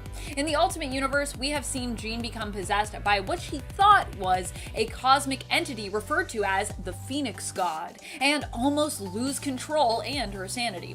The biggest problem with Jean is similar to that of her Earth 616 counterpart. Immense power threatens to basically break her mind, or at least take over her sense of sanity. In the comics, Jean is not only a skilled telepath, and was even able to read Wolverine's mind, something Professor X believed wasn't even possible. But she also happens to, weirdly enough, be a skilled doctor and surgeon as well. Although, I'm pretty sure she doesn't have any medical license. Say what? Jean was even shown to be capable of connecting and tapping into the multiverse to reach out and see various versions of herself. Basically, she can do everything, because being a telepath is crazy powerful. Number 2, Magneto. Obviously, one of the most powerful mutants out there has to be Magneto, not just for the powers of magnetism that he wields, but also just for his influence. Magneto was the mastermind behind Ultimatum. I suppose I should use the term mastermind lightly there, as Ultimatum in general is not really seen very favorably in most fans' eyes. I admit it was controversial and caused a lot of perhaps needless death. In fact, I would say it was needless death. But you have to acknowledge just how much of a threat it painted Magneto out to be. While I'm not sure about Magneto basically committing genocide as a victim of one himself, you have to admit that this made him one of the most fearsome characters in all of the Ultimate Universe. And for Magneto, there is power in fear, even though oddly enough, it is usually fear that tends to power the hate that he often stands up against. Number 1, Kitty Pryde. One of the most powerful characters as a leader especially. She ends up becoming the ruler of the mutant tent nation that the mutants dub Utopia. This is a portion of land in Utah that the mutants who choose not to accept the cure are given. In fact, all those who refuse to take the cure are forced to live there. Kitty ends up fighting a war against Jean Grey in the Ultimate Universe as well, because Jean wants Kitty to join the mutant nation that she was put in charge of ruling after the death of Zorn with an X, Xion. But Kitty refuses to bring their people together. Kitty is such a good leader, she even steps down from her title as the leader of Utopia to help ease the target on her own people's backs because of her and Jean's conflict. Kitty and Utopia would end up winning that war, and Kitty would also play a crucial role in defeating Galactus as well. Also, I gotta say, that whole World War X thing, it was pretty weird. It was pretty weird, friends. Alright, coming in at number 10, Mar-Vell. Let's start part 2 off a little differently with a hero who returns as a villain. Mar-Vell of the Kree was Marvel Comics' original Captain Marvel, and he was also the first Marvel superhero to permanently pass away when he succumbed to cancer in 1982's The Death of Captain Marvel. The character has reappeared in visions or in flashbacks, and obviously in alternate realities. One of my actual favorites of that is Mar-Vell of the Cancerverse. It's just a really cool and creative idea. Basically, on his famous deathbed, the Many Angled Ones contacted and corrupted the dying Mar-Vell, granting him new powers which he used to transmute the other heroes, and with Mar-Vell as their lord, they took down the Avatar of Death, which in turn completely destroyed Death itself, allowing the Many Angled Ones to invade their reality. Number 9, Jor-El. Good guys coming back as bad guys is fun, but some of you may not have liked this one. Jor-El and his wife Lara are extremely famous for shooting their son Kal-El into space using the last remaining prototype spaceship and allowing themselves to succumb to the destruction of their home planet, Krypton. Kal-El landed on Earth, grew up as Clark Kent, and became Superman. Well, in Superman Volume 3, number 32, we are introduced to a villain known as Mr. Oz. And just to ruin the whole point of Jor-El's sacrifice and kind of the whole mythos of Superman, it turns out that Mr. Oz is Jor-El. As Krypton was crumbling away, Jor-El was whisked away by a mysterious force. Who was Dr. Manhattan? Shh, don't tell. He was brought to Earth where he crashed in a war-torn nation where Jor-El was forced to witness the atrocities of man. Jor-El adopted the moniker of Mr. Oz and began manipulating certain events from behind the scenes to try and, I don't know really, make humanity good, I guess? The surprising reveal was not expected, but it wasn't really welcome either. Number 8. The Red Skull. Okay, so there are a few times the Red Skull has reappeared over his comic book life. Actually, there's a lot. But I want to move over to the MCU for this one, because when he just happened to be a floating wraith-like being chilling on Vormir in Infinity War, I actually verbally went, what? So, at the end of Captain America, the First Avenger, the Red Skull puts his evil hands on the Tesseract, and it opened up this big old window into space. And the Red Skull started like being ripped all apart to pieces and then shot through that window looking thing. So it turns out that that was actually a wormhole, and he was pulled through it and landed on Vormir, where he became stuck in a state of limbo, and he had no choice but to serve as the Soul Stone Stonekeeper. After Thanos gave up Gamora to gain the stone, Red Skull became free to do whatever he wanted, and so who knows if he'll ever reappear again. Number 7. The Joker. In the Three Jokers story from 2020, 3 crimes were committed on the same night, seemingly all by the Joker. Thanks to Batman's time on the Mobius chair during Darkseid War, he knows that there are indeed 3 Jokers running around Gotham. The original Golden Age Joker, known as the Criminal, the Killing Joke Joker, known as the Clown, and the Silver Age Joker, known as the Comedian. Jason Todd, Barbara Gordon, and Batman himself all team up to go after each Joker one at a time. It doesn't nearly go that smoothly. This is one of the best Joker stories in recent years. It almost feels like it stands alone outside of any kind of continuity. It's incredibly good, and the revelation of 3 different Jokers was something a lot of people just never expected. But what I think is even better than 3 Jokers is the chaotic feeling of not knowing if there was actually 3 or if there is a definitive Joker until the end when you find out. Number 6. Green Goblin. Green Goblin's most despicable act would have to be the passing of Gwen Stacy. It was shocking, and it caused Spider-Man to beat the heck out of him before Gobby was famously impaled by his own glider. Boom. Done. The end. Well, no. Little did anyone know that Norman Osborn was in fact alive and devising a master plan that he hoped would ruin Spider-Man forever. His goblin formula apparently gave him powerful regenerative abilities which allowed him to survive the impalement, and Norman fled to Europe. Osborn manipulated events from the shadows to have Peter Parker believe he was in fact a clone, and that Ben Reilly, who was a clone, was the original Peter Parker, eventually revealing himself and taking down Ben, who sacrificed himself to save Peter. I hope that wasn't too confusing. Riley's body disintegrated, proving that Peter Parker was in fact the real Peter Parker and Spider-Man all along. But by this point, everyone had truly accepted that Green Goblin was just out of the picture. Number 5. Doc Ock. Another interesting take on the return of a villain. Doc Ock is near the end of his life, but you never really stop being a villain. So, in an incredibly surprising twist, he figures out how to swap minds with Peter Parker. So now, Doc Ock has seemingly defeated his number 1 foe and defeated death itself, as he now inhabits Peter Parker's body as the superior Spider-Man. Calling it a return is a bit of a play on words, as he never really leaves for a length of time, but he returns from his imminent demise as his number 1 nemesis, and he even kind of outdoes Peter as a hero, if not of a bit of a brutal one. He eventually gives Peter back his body, and after inhabiting a few other bodies, he eventually returns back to his own after a deal with Mephisto. Number 4. Raquel. You may not even know who Raquel is. Well, she was the totally awesome Empress of the Skrull Empire. She took control of the Empire from her father's usurper. She was Empress of the Skrull Empire up until their homeworld's destruction at the hands of Galactus. After this, she was assumed to have perished with the planet back in 1983. Well, no. In 2020's Empire event, it's eventually revealed that Raquel found out about her son, Hulkling, and so she teleported away from the Skrull homeworld world before its destruction. She then embedded herself deep in the Kree Empire as Tanalith, a Kree prisoner. She worked her way up the ranks of the Kree with the intention of merging both the Kree and the Skrull empires, but for her own motives. Number 3. Bullseye. The villain Bullseye is actually one of the more brutal villains from Marvel Comics, in my opinion.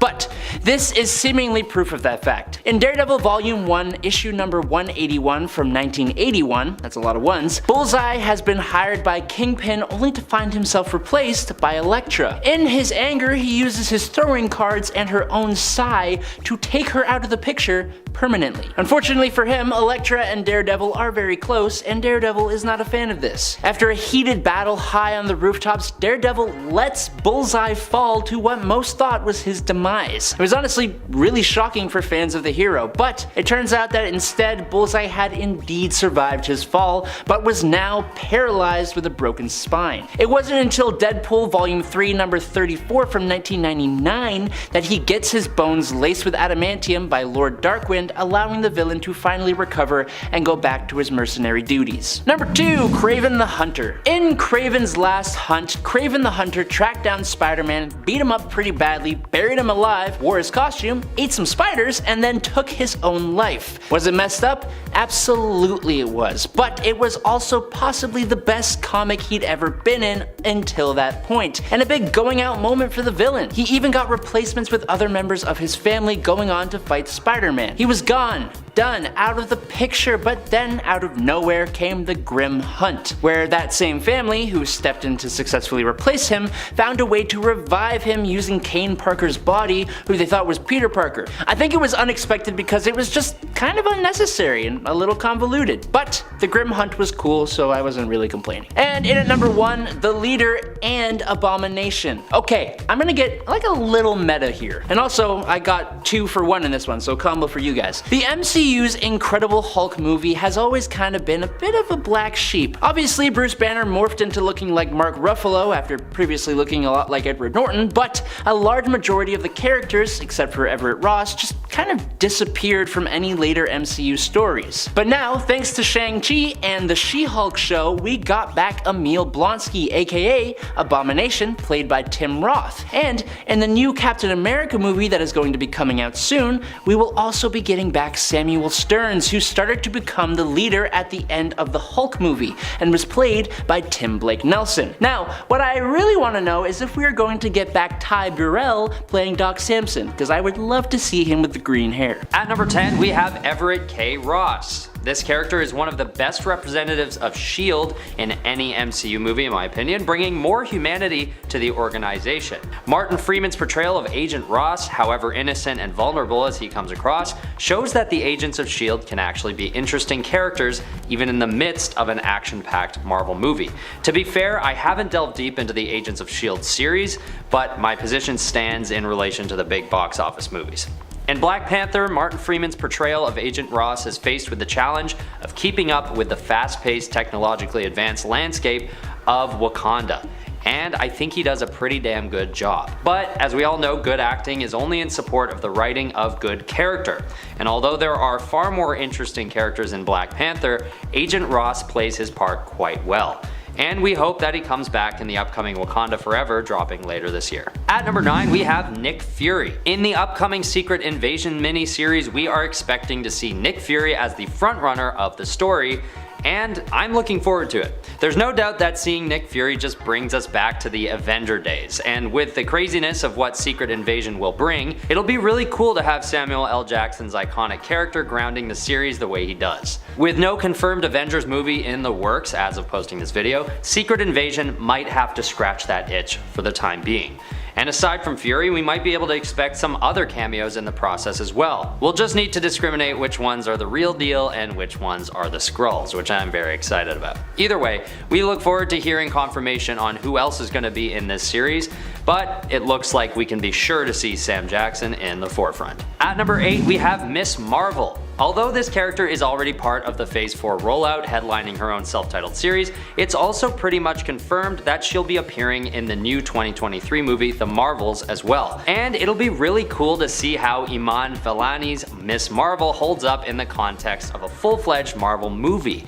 And knowing that Ms. Marvel is a super fan as much as she is a superhero, it'll be fun to see her dynamic with Captain Marvel on the big screen. I have a feeling it'll harken back to the early relationship between Spider-Man and Iron Man when he was just joining the Avengers, which will be pretty fun. Either way, I think Ms. Marvel is going to be a really cool character to watch grow in the MCU, and we're already going to start seeing that arc take form with this new movie coming up in 2023. At number 7, we have Iron Lad. Iron Lad is a young adult version of Iron Man who first appears in the Young Avengers comics.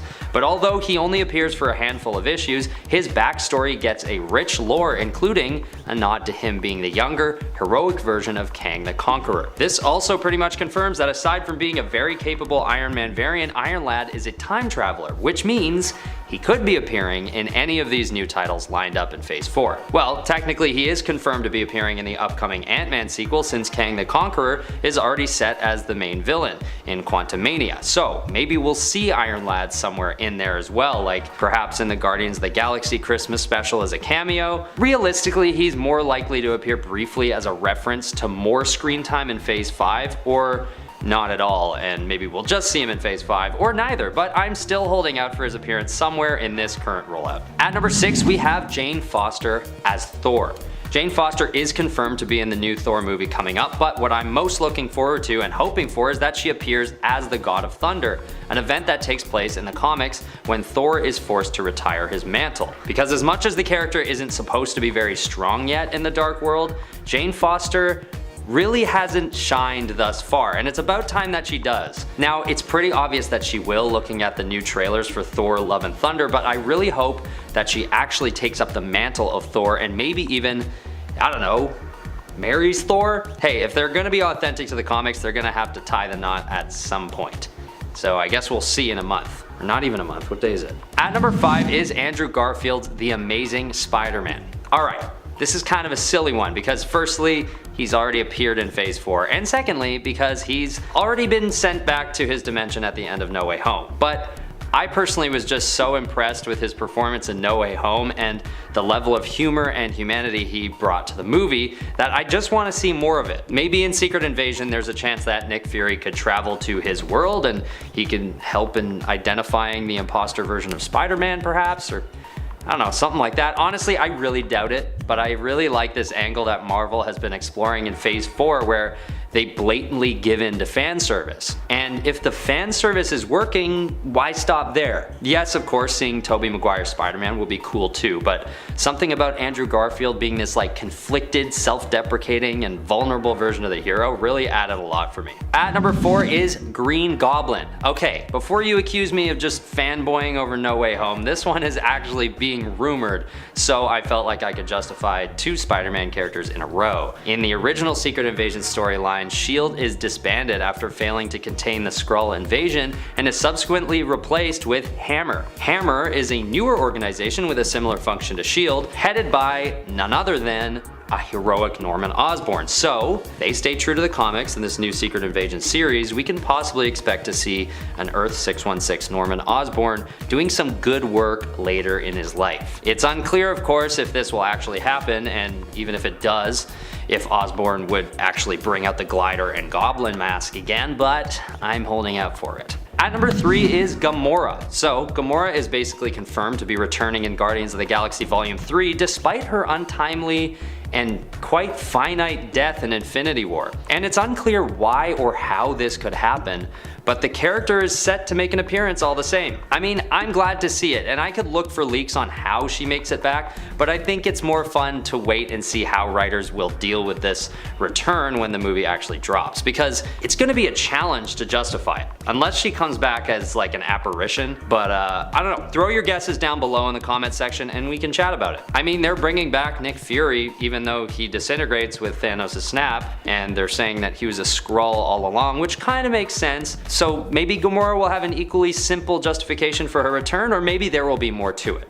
I'm hoping there will be more to it personally, and that's precisely why she's high on the list, because I'm interested to see if this will be done well or not. Either way, I'm just excited to see her back in action because she's a badass character that the MCU can't go without. At number 2, we have Galactus. This is one of the most requested character returns in the MCU, considering how enormous of a character he is, both physically of course, and metaphorically. And also just considering how underrepresented he's been in the MCU thus far, appearing in an extremely brief and underwhelming, to say the least, cameo in the 2007 Fantastic Four film, Rise of the Silver Surfer. It just wasn't enough for fans, including myself, and let's be honest, the Fantastic Four franchise just hasn't been working as part of the MCU. So I think we could expect to see Galactus in another movie before they finally nail a Fantastic Four movie. Unless they follow through the John Krasinski thing, because then maybe we might expect a Fantastic Four movie sooner. But within Phase 4, we better see Galactus in some way. He's such a seminal character that if we don't see him in Phase 4, we have to at least see him in the next rollout at some point. Maybe the Devourer of Worlds will appear in Secret Invasion, since the setting in that show is going to be largely cosmic. And yes, I realize a lot of these predictions are pointed at Secret Invasion. I guess I've just got really high hopes for that one. The pressure's on. Finally, at number 1, we have Shuri, the Wakandan warrior originally debuting in the 2018 Black Panther film. This character takes the number 1 spot for a couple of reasons. Firstly, I just think her character pops the most out of all the secondary characters in the 2018 movie. And secondly, because of course after the tragic and untimely passing of Chadwick Boseman, I just see Shuri as the only option to take T'Challa's place as the lead character in the Black Panther franchise, unless of course they just replace the character's actor entirely. But it seems like she'll be in this movie in a big part regardless. She's like the Tony Stark of Wakanda, with an adept grasp on Wakandan technology and the implementation of vibranium and weaponry and armor. She also shows that she's able to keep her cool in high intensity situations, like the role she plays in the big car chase scene in the 2018 movie. And listen, I know what you're thinking. Ben, she's already confirmed as the main character in Wakanda Forever, okay? I know. I just like to pretend I didn't know that because I would have made this argument before she was confirmed anyway. I really think this is going to be a great new installment, and I genuinely trust Marvel to do everything in their power to honor Chadwick Boseman with a sweet new installment for the franchise. A franchise that was undoubtedly led by his great performance, but that also includes some other great characters like Shuri that will keep the upcoming sequels fresh and powerful. Number 10, Black Mask. Black Mask was killed by Selena Kyle, aka Catwoman. She shot Black Mask point blank, killing him as revenge for what he'd done to those she loved and cared for, chiefly burning down a building in Selena's hood on the east side, which she was trying to help and was kinda under protection, and for hurting her sister Maggie in an irreparable way and basically driving her insane. However, surprisingly, this would not be the end of Black Mask. Black Mask would return as a Black Lantern during the Blackest Night event and would eventually even return to life, surprising many folks, Selena included. But I mean, Black Mask is so great. How can you just let that villain go? You can't, unless it's Birds of Prey, and then he's probably gone forever in the DCEU. Number 9, Mr. Sinister. One of the weirdest comebacks was when Mr. Sinister created a failsafe in the case of his death, which did inevitably happen. Sinister basically intended to come back via the mutant youth he had once experimented on, who are now all grown up. When this failed, he planned a backup for that backup. Claudine Ranko became Miss Sinister, but as startling as that transformation was, we were even more startled when Mr. Sinister suddenly returned through her, basically bursting out of her Miss Sinister form, overriding even his Miss Sinister, part Claudine, part Sinister self, and coming back entirely, at least for a few pages, until he could find a more permanent solution later on, when he would fully return via a clone. Also, he literally burst out of Miss Sinister, like literally was like, pop, here I am. It was weird and creepy and definitely super memorable. I know I found it shocking. I don't know if you found it shocking, but I did. And friends, before we move on to this next spot, if you are loving our channel here on Top 10 Nerd, please go check us out over on Facebook, where we also have cool stuff, and we're also going to be having some exclusive things coming your way. In fact, at the time that this goes up, I think there will already be something super exclusive over there. You won't want to miss it, so make sure you are following us there as well. Number 8, Kite Man. Kite Man is often relegated to the C-list villains in the DC universe. He's often considered one of Batman's lamest villains, and yet via the Harley Quinn animated series, he saw a revitalization of his character, with him even getting a solid fan base due to how he was depicted in the show. I love when things like this happen to C-listers like Kite Man or Polka Dot Man, a lot of mans out there, or even characters like Peacemaker. Not a man, just well, he is a man, but doesn't have man at the end of his name. All of these characters are lesser known and even less appreciated usually, but honestly, they all deserve to be hyped for certain reasons. I love characters that are C-listers, in case you didn't know. Kite Man, while an all-around good guy in the animated series, is still considered to be a villain in that animated universe, albeit still a C-list one. And yet this is what makes us love him so much. The fact that he is working hard to try and make a name for himself is kind of a huge part of why I think people just love him. That and the fact that he seems fairly comfortable with who he is, even though he isn't necessarily a top tier villain. And you know, he does know it. It doesn't mean that he doesn't try, and it doesn't mean that he is ashamed of who he is or his, you know, his kite gimmick. He rocks it. Hell yeah, Kite Man. Hell yeah. Number 7. Kang the Conqueror. Kang the Conqueror is a staple villain when it comes to the Avengers team, but even still, he's not the first villain I think of when it comes to threats the Avengers might face in the Marvel Cinematic Universe. He's kind of a weird villain, and he's got a floating chair. It's weird. This is all part of the reason why I was surprised to hear that he was getting a revival, sort of, via the MCU, where he'd appear as a villain in Quantumania. Although even from that point on, I was one of the people speculating that his role in the MCU might be larger than just the Ant-Man and the Wasp film he was slated to star in. Especially when we heard that Jonathan Majors was going to be playing him, I was like, okay.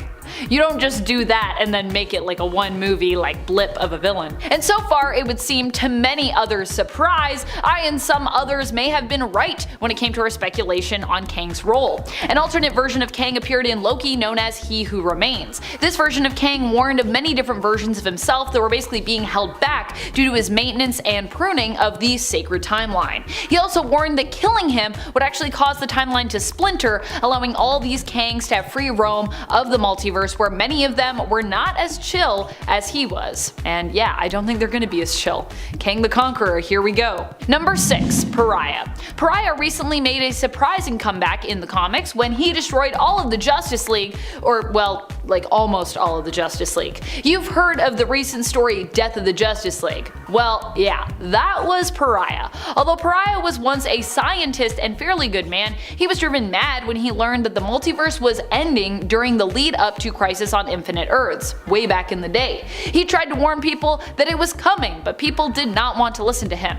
Now, once more, he's in a similar position. In a desperate attempt to prevent another crisis from cyclically destroying everything, this time Dark Crisis, he decided to kill all the heroes, believing that in doing so, he would basically prevent the cycle from continuing that would lead to the destruction of the multiverse. It's a pretty crazy idea, but at this point, Pariah is a pretty crazy guy. Although it makes sense that he would be part of the catalyst for another crisis, DC fans were still surprised to see him return once more in modern comics. I think we were also all surprised that there's going to be another crisis, considering the last one was called Final Crisis. Not so final, it turns out. Number 5. Inheritors. A whole group of villains that I think everyone was fairly surprised to see return again were the Inheritors. This is because the Inheritors were firmly defeated in the previous Spider-Verse event. However, because Spider-Verse was such a massive success, Marvel decided to let the Inheritors return for the next one, Spider-Geddon. And we still have another third chapter of this continuous event headed our way, said to be the end of the Spider-Verse trilogy that will be known as, aptly, the end of the Spider-Verse. At least until we decide to, you know, open that Spider-Verse back up again, because, you know, things end, things are final, and then not so much. I have no doubt that the Spider-Verse will come back eventually. The Inheritors are a group of space energy vampires permanently frozen in time when it comes to their style, stuck in sort of the Gothic Victorian era.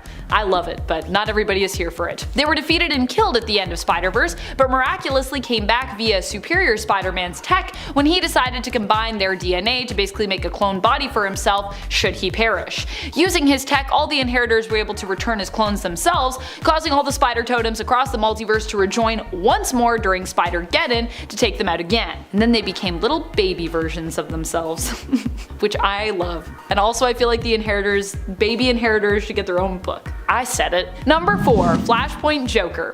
The Flashpoint version of Joker is actually Bruce Wayne's mother, Martha Wayne. In the Flashpoint continuity, young Bruce is the one who perished during the mugging, as opposed to his parents. Suffering greatly from the loss of their young son, Thomas turned to the path of vengeance, whereas Martha became extremely depressed and ultimately lost her mind, turning to the path of chaos.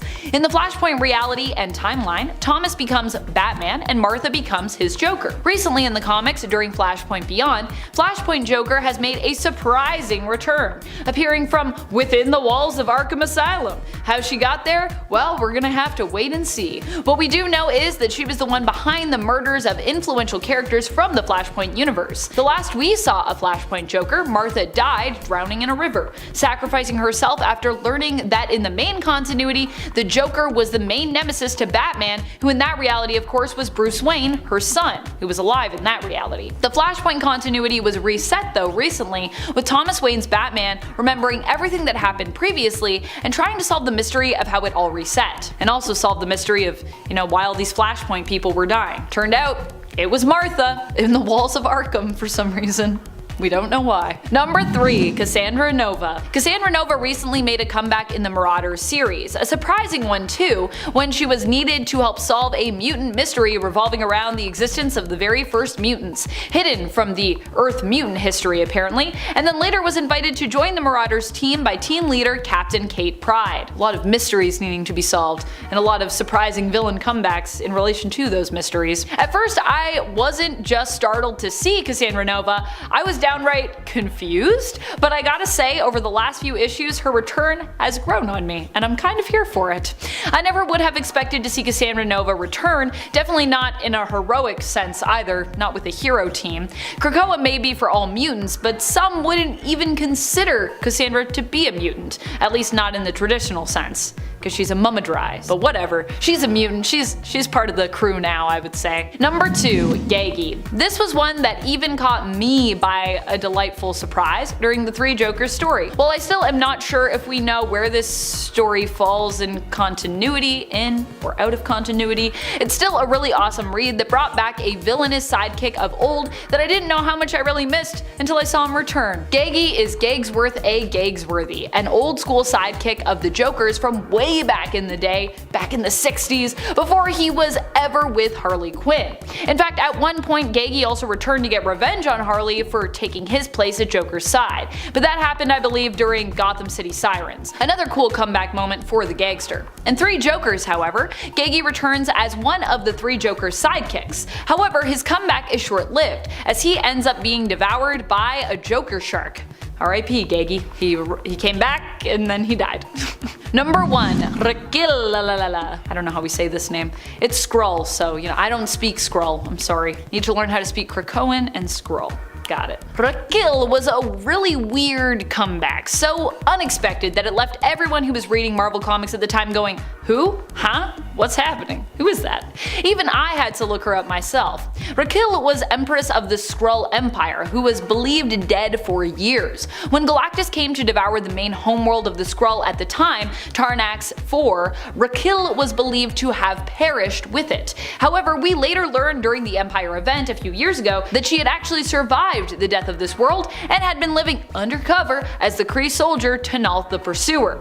Her return was a major surprise to readers because she had been dead since the 80s, so before I was even born. So I was like, who dis? I don't know. So unless you'd been reading comics for that long, or you really knew your Fantastic Four comic book history in terms of what went down back then, you were likely confused by her appearance too. Which is alright, because you know what? We got the internet, and we got piles of comics that we can sift through. Although I think all of us collectively, no matter if we were familiar or not with Rakil, were surprised by her return. Even if you did know who she was, you'd be like, wait, what? I thought she was dead. Coming in at number 10 as a bit of an honorable mention is the Batman Who Laughs. Now, the reason this villain is only getting an honorable mention is because he's relatively new and has had a huge amount of publicity in the few years since his creation. But I still do think this character deserves some more exploration further down the road. As a twisted combination of Bruce Wayne and the Joker from the Dark Multiverse, the Batman Who Laughs was an incredibly intimidating villain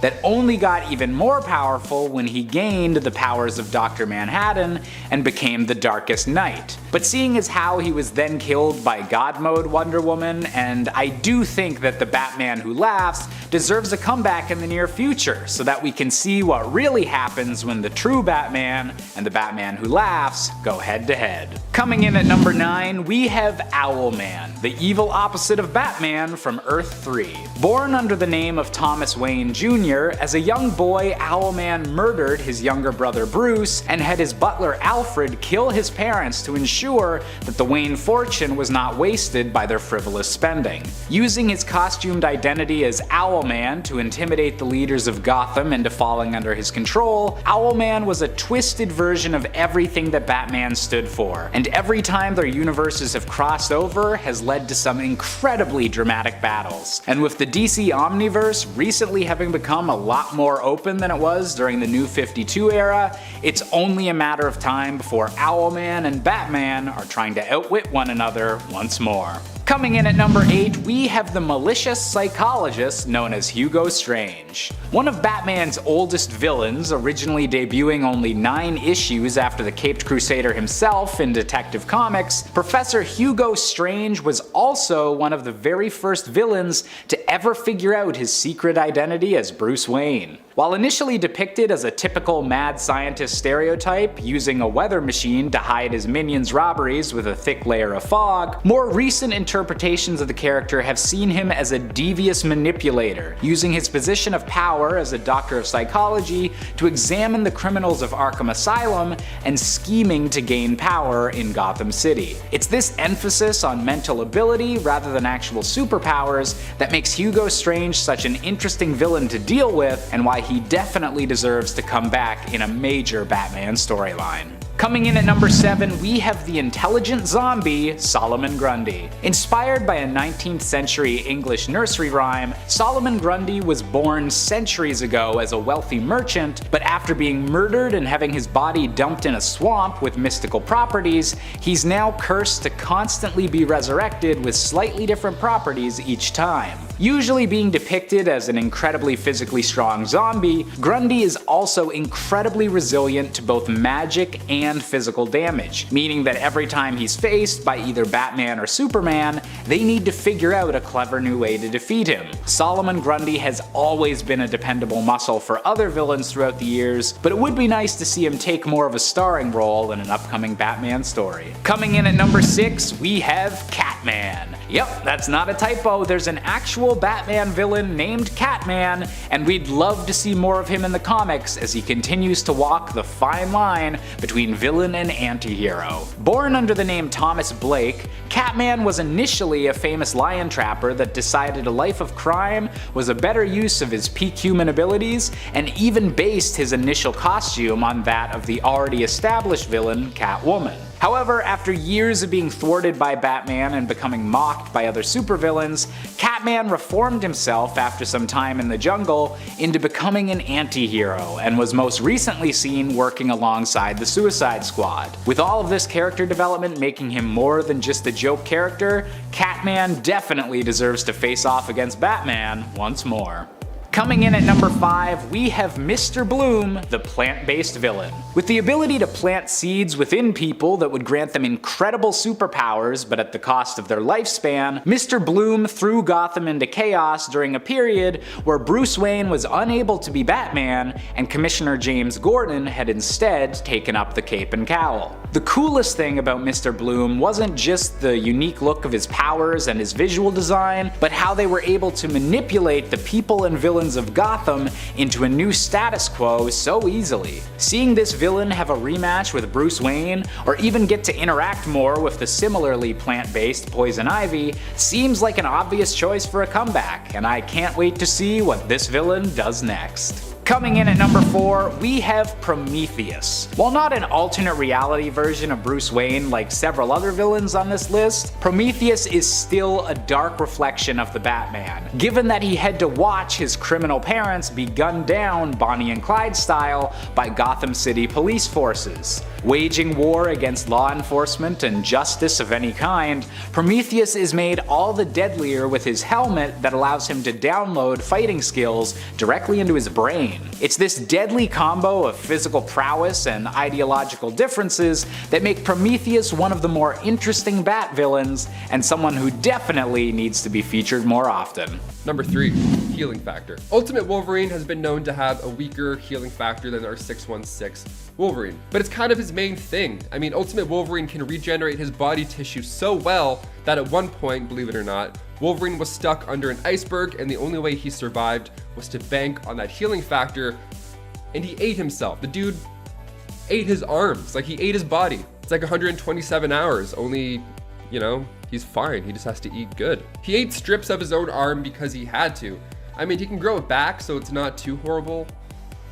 No, that's still pretty horrible actually, now that I think of it. Superheroes are wild because this opens up the meat dimension theory, which is just a blast. If you haven't heard of it, I strongly recommend you Google it after this. All this regeneration, where does the meat come from? Where does it go? Can he eat forever? What's going on? Question for you guys, if you could regenerate your cells and you were stuck, would you do it? Would you eat yourself?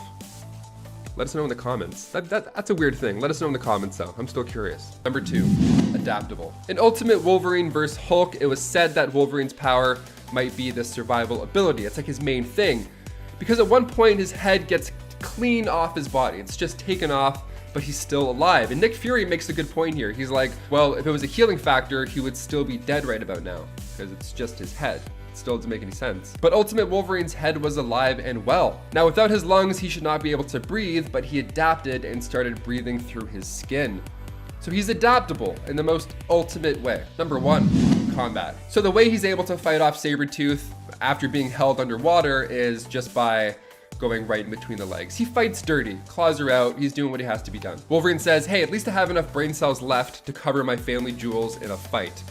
And I gotta tell you, that's a great call. Also, that's a great sentence to say right before you toss somebody off a cliff. This guy loves tossing people off cliffs, eh? Wow. So the ultimate combat is a bit more dirty, a little more rough than his 616 counterpart, I'd say. But that's because he kind of has to be, because his healing factor isn't as strong as a 616, and even his adamantium skeleton is not that helpful. Adamantium is weaker in the Ultimate Universe, fun fact. But even so, one time Magneto ripped his skeleton out of his skin and Wolverine had to regrow his entire body back. That's the most painful thing I can imagine. I still don't want that to happen, healing or not. I would fight dirty even if my bones were made of adamantium and even if my skin still came back out of nowhere. Because pain is still pain, and I don't want any of that pain. No, no siree. Number 10, Hulk. Bruce Banner is still the Hulk in this reality, but instead of being in the wrong place at the wrong time and ending up being exposed to gamma radiation, which would transform him into the Hulk against his will, he was a researcher working for S.H.I.E.L.D. and with the Ultimates to try and rediscover the Super Soldier Serum. Yeah, in the Ultimates, much like in the MCU, everything is kinda connected by this one single thread, this one purpose, the Super Soldier Serum. Bruce would believe he had uncovered the serum and decided against S.H.I.E.L.D.'s better judgment to test it on himself.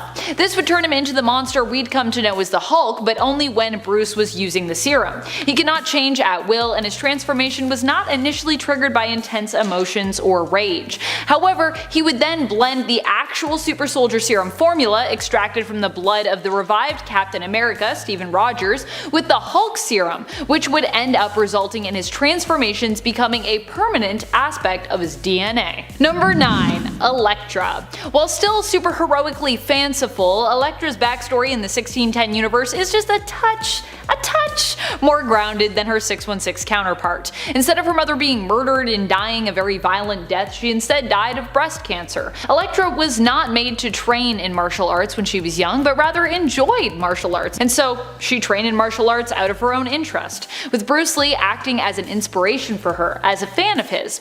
She ended up becoming a villain all because of a fellow university student who was a jerk, the wealthy Calvin Langstrom, who tormented her at school because she was willing to stand up to him and defend others against him.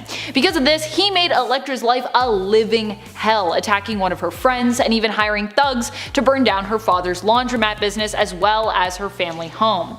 It was because of this that Elektra turned to the dark side. Frustrated that there was no justice for her or any of Langstrom's victims, no matter the crime that he committed due to his wealth and his connections, she ended up attempting to kill him, setting off on a darker path than her fellow friend and vigilante, Daredevil. At one point she's like, "Daredevil, you coming with me or are you gonna help this Langstrom guy?" And he's like, "I'm gonna help this guy."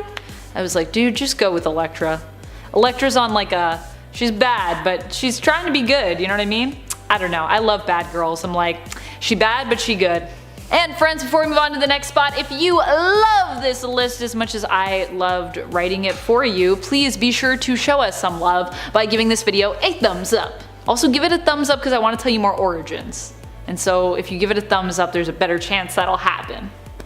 Number 8. Hawkeye. Hawkeye is actually a lot more mysterious in the Ultimate Universe than the version we have from the main continuity comics. It's even been implied before that Clint Barton might not actually be Hawkeye's true name, but even an alias from the name he was given at birth. So mysterious. Instead of being someone who picked up his skills from swordsmen around the carnival circuit, Hawkeye was a former Olympic archer turned Black Ops agent who worked for S.H.I.E.L.D. The Earth 1610 story from Hawkeye more mirrors his MCU story where he ends up settling down and having a family, but tragically in the Ultimate Universe, when the Ultimates are betrayed by fellow member Black Widow, Hawkeye's family is killed and he is kidnapped, tormented, and interrogated by Natasha's true allies. Don't worry though, he manages to escape. Thank goodness. With only his fingernails as weapons.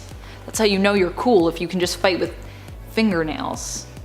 I don't think I could ever do that, although mine are pretty sharp, so maybe. Number 7. Bucky Barnes. As opposed to being the camp's mascot like he was in the golden age of Marvel Comics, Bucky here was a young friend of Steve's who joined him on his journey in the military working as a press photographer. Makes sense. Bucky would not go missing before Steve, or actually go missing at all. Instead, it would be Steve who went MIA and was presumed dead, and Bucky who had to live with this and move on. Bucky Barnes would not become the Winter Soldier, but instead would live a relatively normal life, returning home and bonding with Roger's fiancée Gale. In fact, the two grew so close that they ended up in a romantic relationship, and Buck would marry Gale instead. By the time Steve returns from the ice, Barnes is now an old man. I like this reality where like Bucky just gets to grow up and like have a normal life. It's pretty cool. Number 6. Black Widow. In the reality of Earth 1610, Black Widow never truly reformed, but instead was a spy and villain the whole time. Gasp. It turned out that she was a double agent who was only pretending to serve the interests of the United States. While posing as one of their heroes, she was actually still loyal to Russia and the antagonistic team known as the Liberators, of which she was also secretly a member. Shh, don't tell anyone. Her goal was to destroy the Ultimates, and after winning over their trust and even becoming engaged to Iron Man, she betrayed the Ultimates and turned on them, revealing her true colors. Of course, she may have revealed those true colors a little too soon, as Iron Man easily apprehended her and turned her over to the authorities, but not before she could kill his butler Jarvis in cold blood.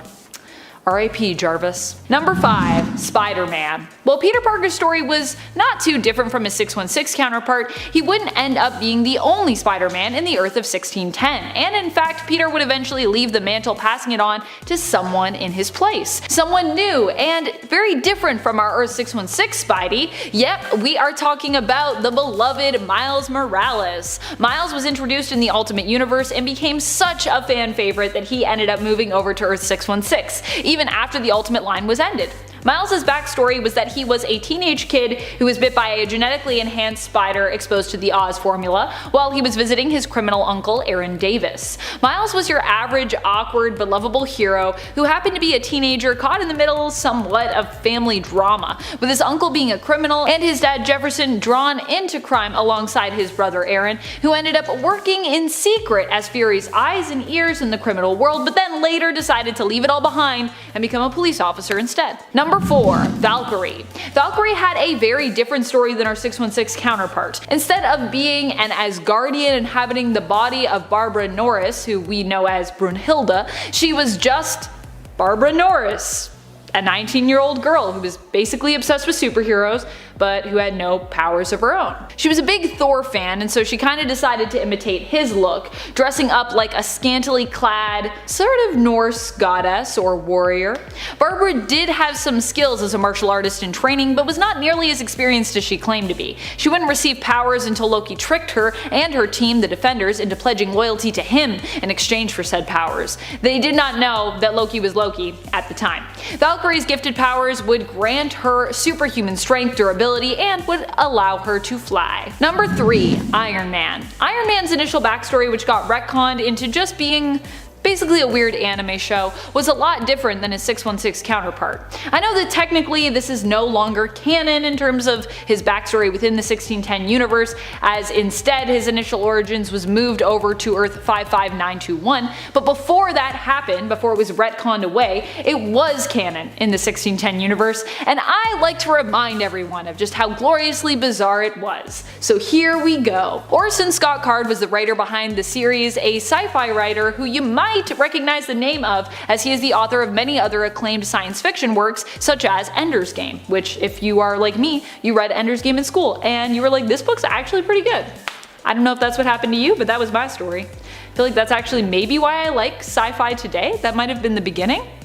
Maybe. That and Stargate. The Ultimate Iron Man series, however, ended up being a little too out there for comic book fans in terms of what it offered when it came to shaking up Tony's origins. Shook it up a little too much. Tony here was a child who was altered while in his mother's womb by a lab accident. He ended up being born with neural tissue all over him, which made him extremely sensitive to the world around him, but also made him hyper intelligent. His father Howard would create a liquid suit to protect his son from the world he was so sensitive to, but this suit would have its drawbacks and would also make Tony appear blue.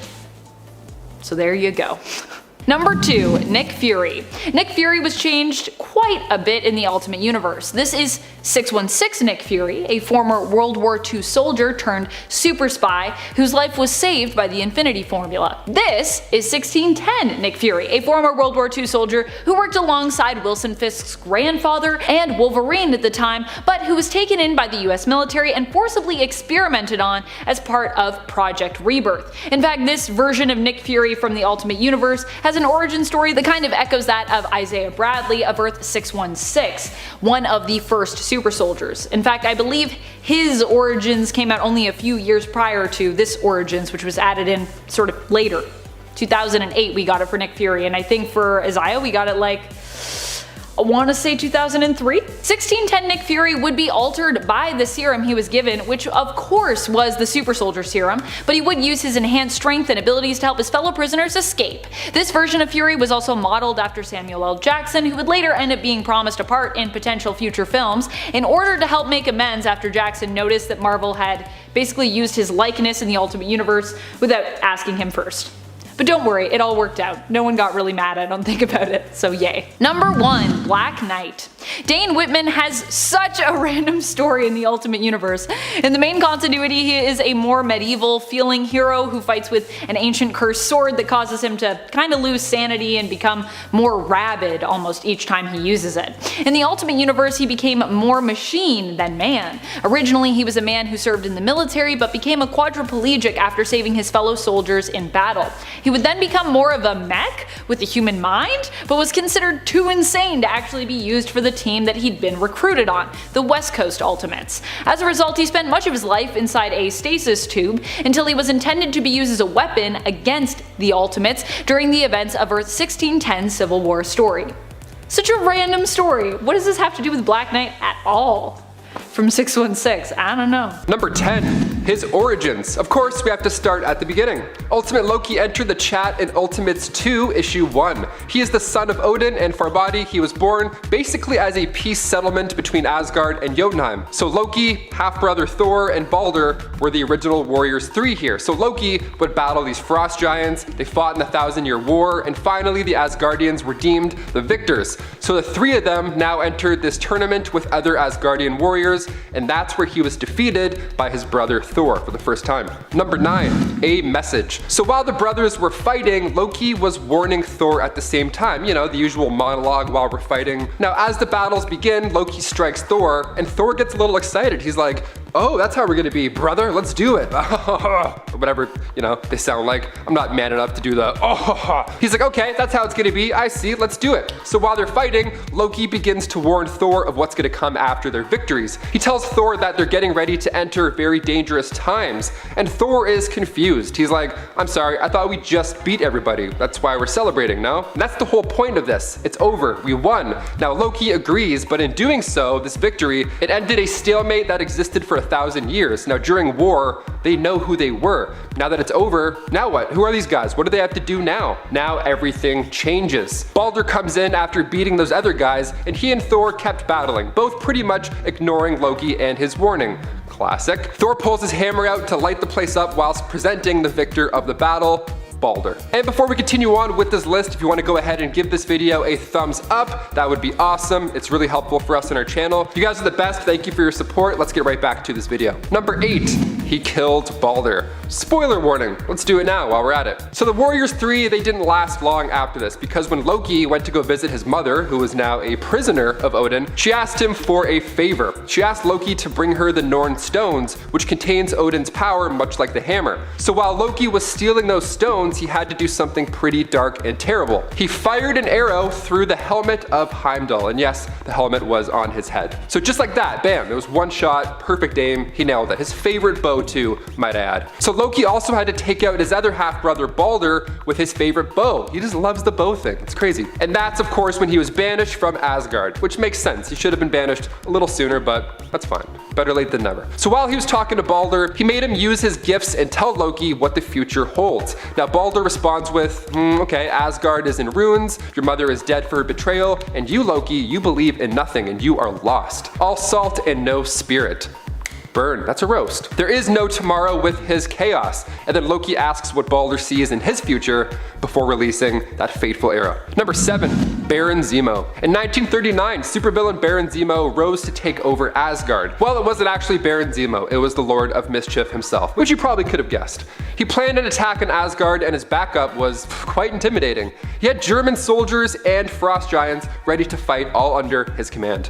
Now after a quick Heimdall cocktail, all of these soldiers and giants were just amped up. The Norn stones mixed with Heimdall's blood, yup, it just empowered them. And just as he told Thor, trouble is indeed on its way. Chaos ensued, but luckily Odin stepped in and banished Loki to one of the worst rooms ever. The room without doors. How do we get out? How do we get in? Nobody knows. Nobody knows. So Loki apologizes before he disappears, and he says he's sorry. Sorry for nothing, that is. Oh, had him in the first half.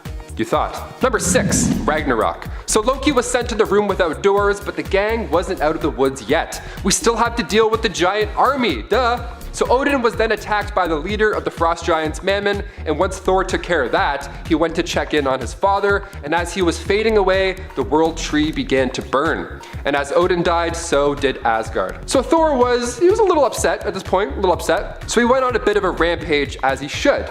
Now, what ended up happening here was because the Ultimate comic goes back and forth now, back then, before returning to Asgard, Loki had left those Norn stones with a young soldier named Helmet, and also instructions on what to do with them. So he's not like, cool, is that a sapphire? What is this gem? What are these gems? So cut to 60 years later, Thor is on Earth, Helmet opens this portal to the room without doors, and Loki is now free. Thing is, Loki was still a god when he went in. He hasn't gone anywhere, whereas Thor and Balder were reborn as mortal men.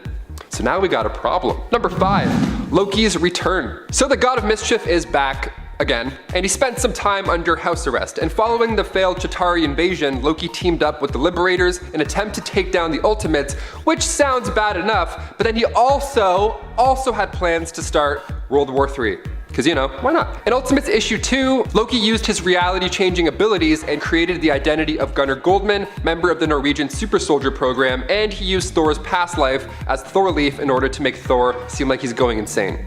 And it worked. Now, he wasn't quite done there, however. See, Loki had also tried to frame Captain America for what happened to Clint's family. He was blending in as a leader, not using his powers, or else Odin would be able to find him, but I'll get into that a little later on. Now, thankfully, the Liberators weren't able to defeat the Ultimates, but Loki still wanted to try after failing this many times. So he attacked the Ultimates again, but the Scarlet Witch and her probability powers summoned Thor, so that didn't happen. Number 4, banished again.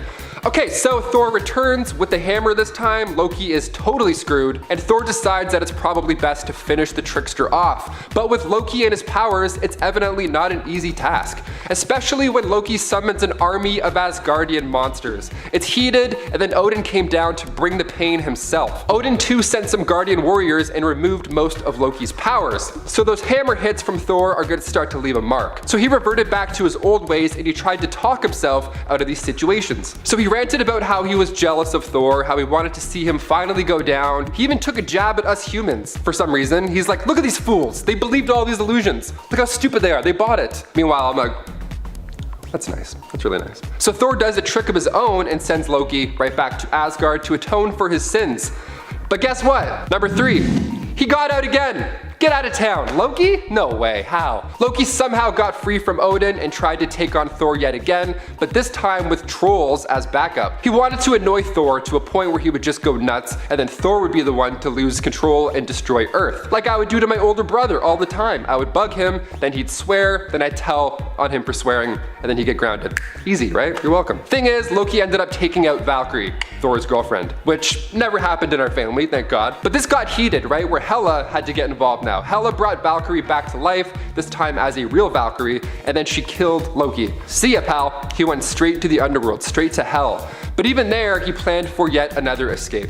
You gotta respect the hustle, he doesn't quit. Number 2, powers and weaknesses. So we're gonna see many tricks from Loki in this Disney show, and in the Ultimates alone, Loki's abilities are quite impressive. To see a handful of these would just spoil us. He can shuffle space and time, as I mentioned before, but there's a lot to that. So any attacks against Loki are fixable because he can just alter his own godly strength to resist said injuries. He can make you talk to a person that's not even there, make you look absolutely insane, and with multiple copies of Loki, not only will you get a headache from all the monologues, but he's equally as strong as Thor with those numbers. His weaknesses come from his home life, of course. Odin can control quite a bit of this chaos. So if Loki uses all of his power, full capacity, Odin will be able to find him. It's like yelling really loud. They're like, why is he yelling? Oh, it's Loki. Get over here. During Ultimates 2, Thor mentions that Loki's powers had weakened, and it was unclear why at that point. But later on, comments from Loki implied that Odin was the reason behind this all along. And finally, number 1, his death. It's no surprise Loki escaped from hell afterwards when Asgard came to Earth, and during the attack of the Children of Tomorrow, Loki finally met his fate while battling alongside other Asgardians. But not Thor. See, Thor is now in Valhalla at this point. He got released, but he had to have a child with Hela first. So his hands were full. So Thor was able to see Loki's ghost as well as other Asgardians and his nephew, Modi, and you can find the last of Ultimate Loki in Ultimates Volume 2, Issue 2.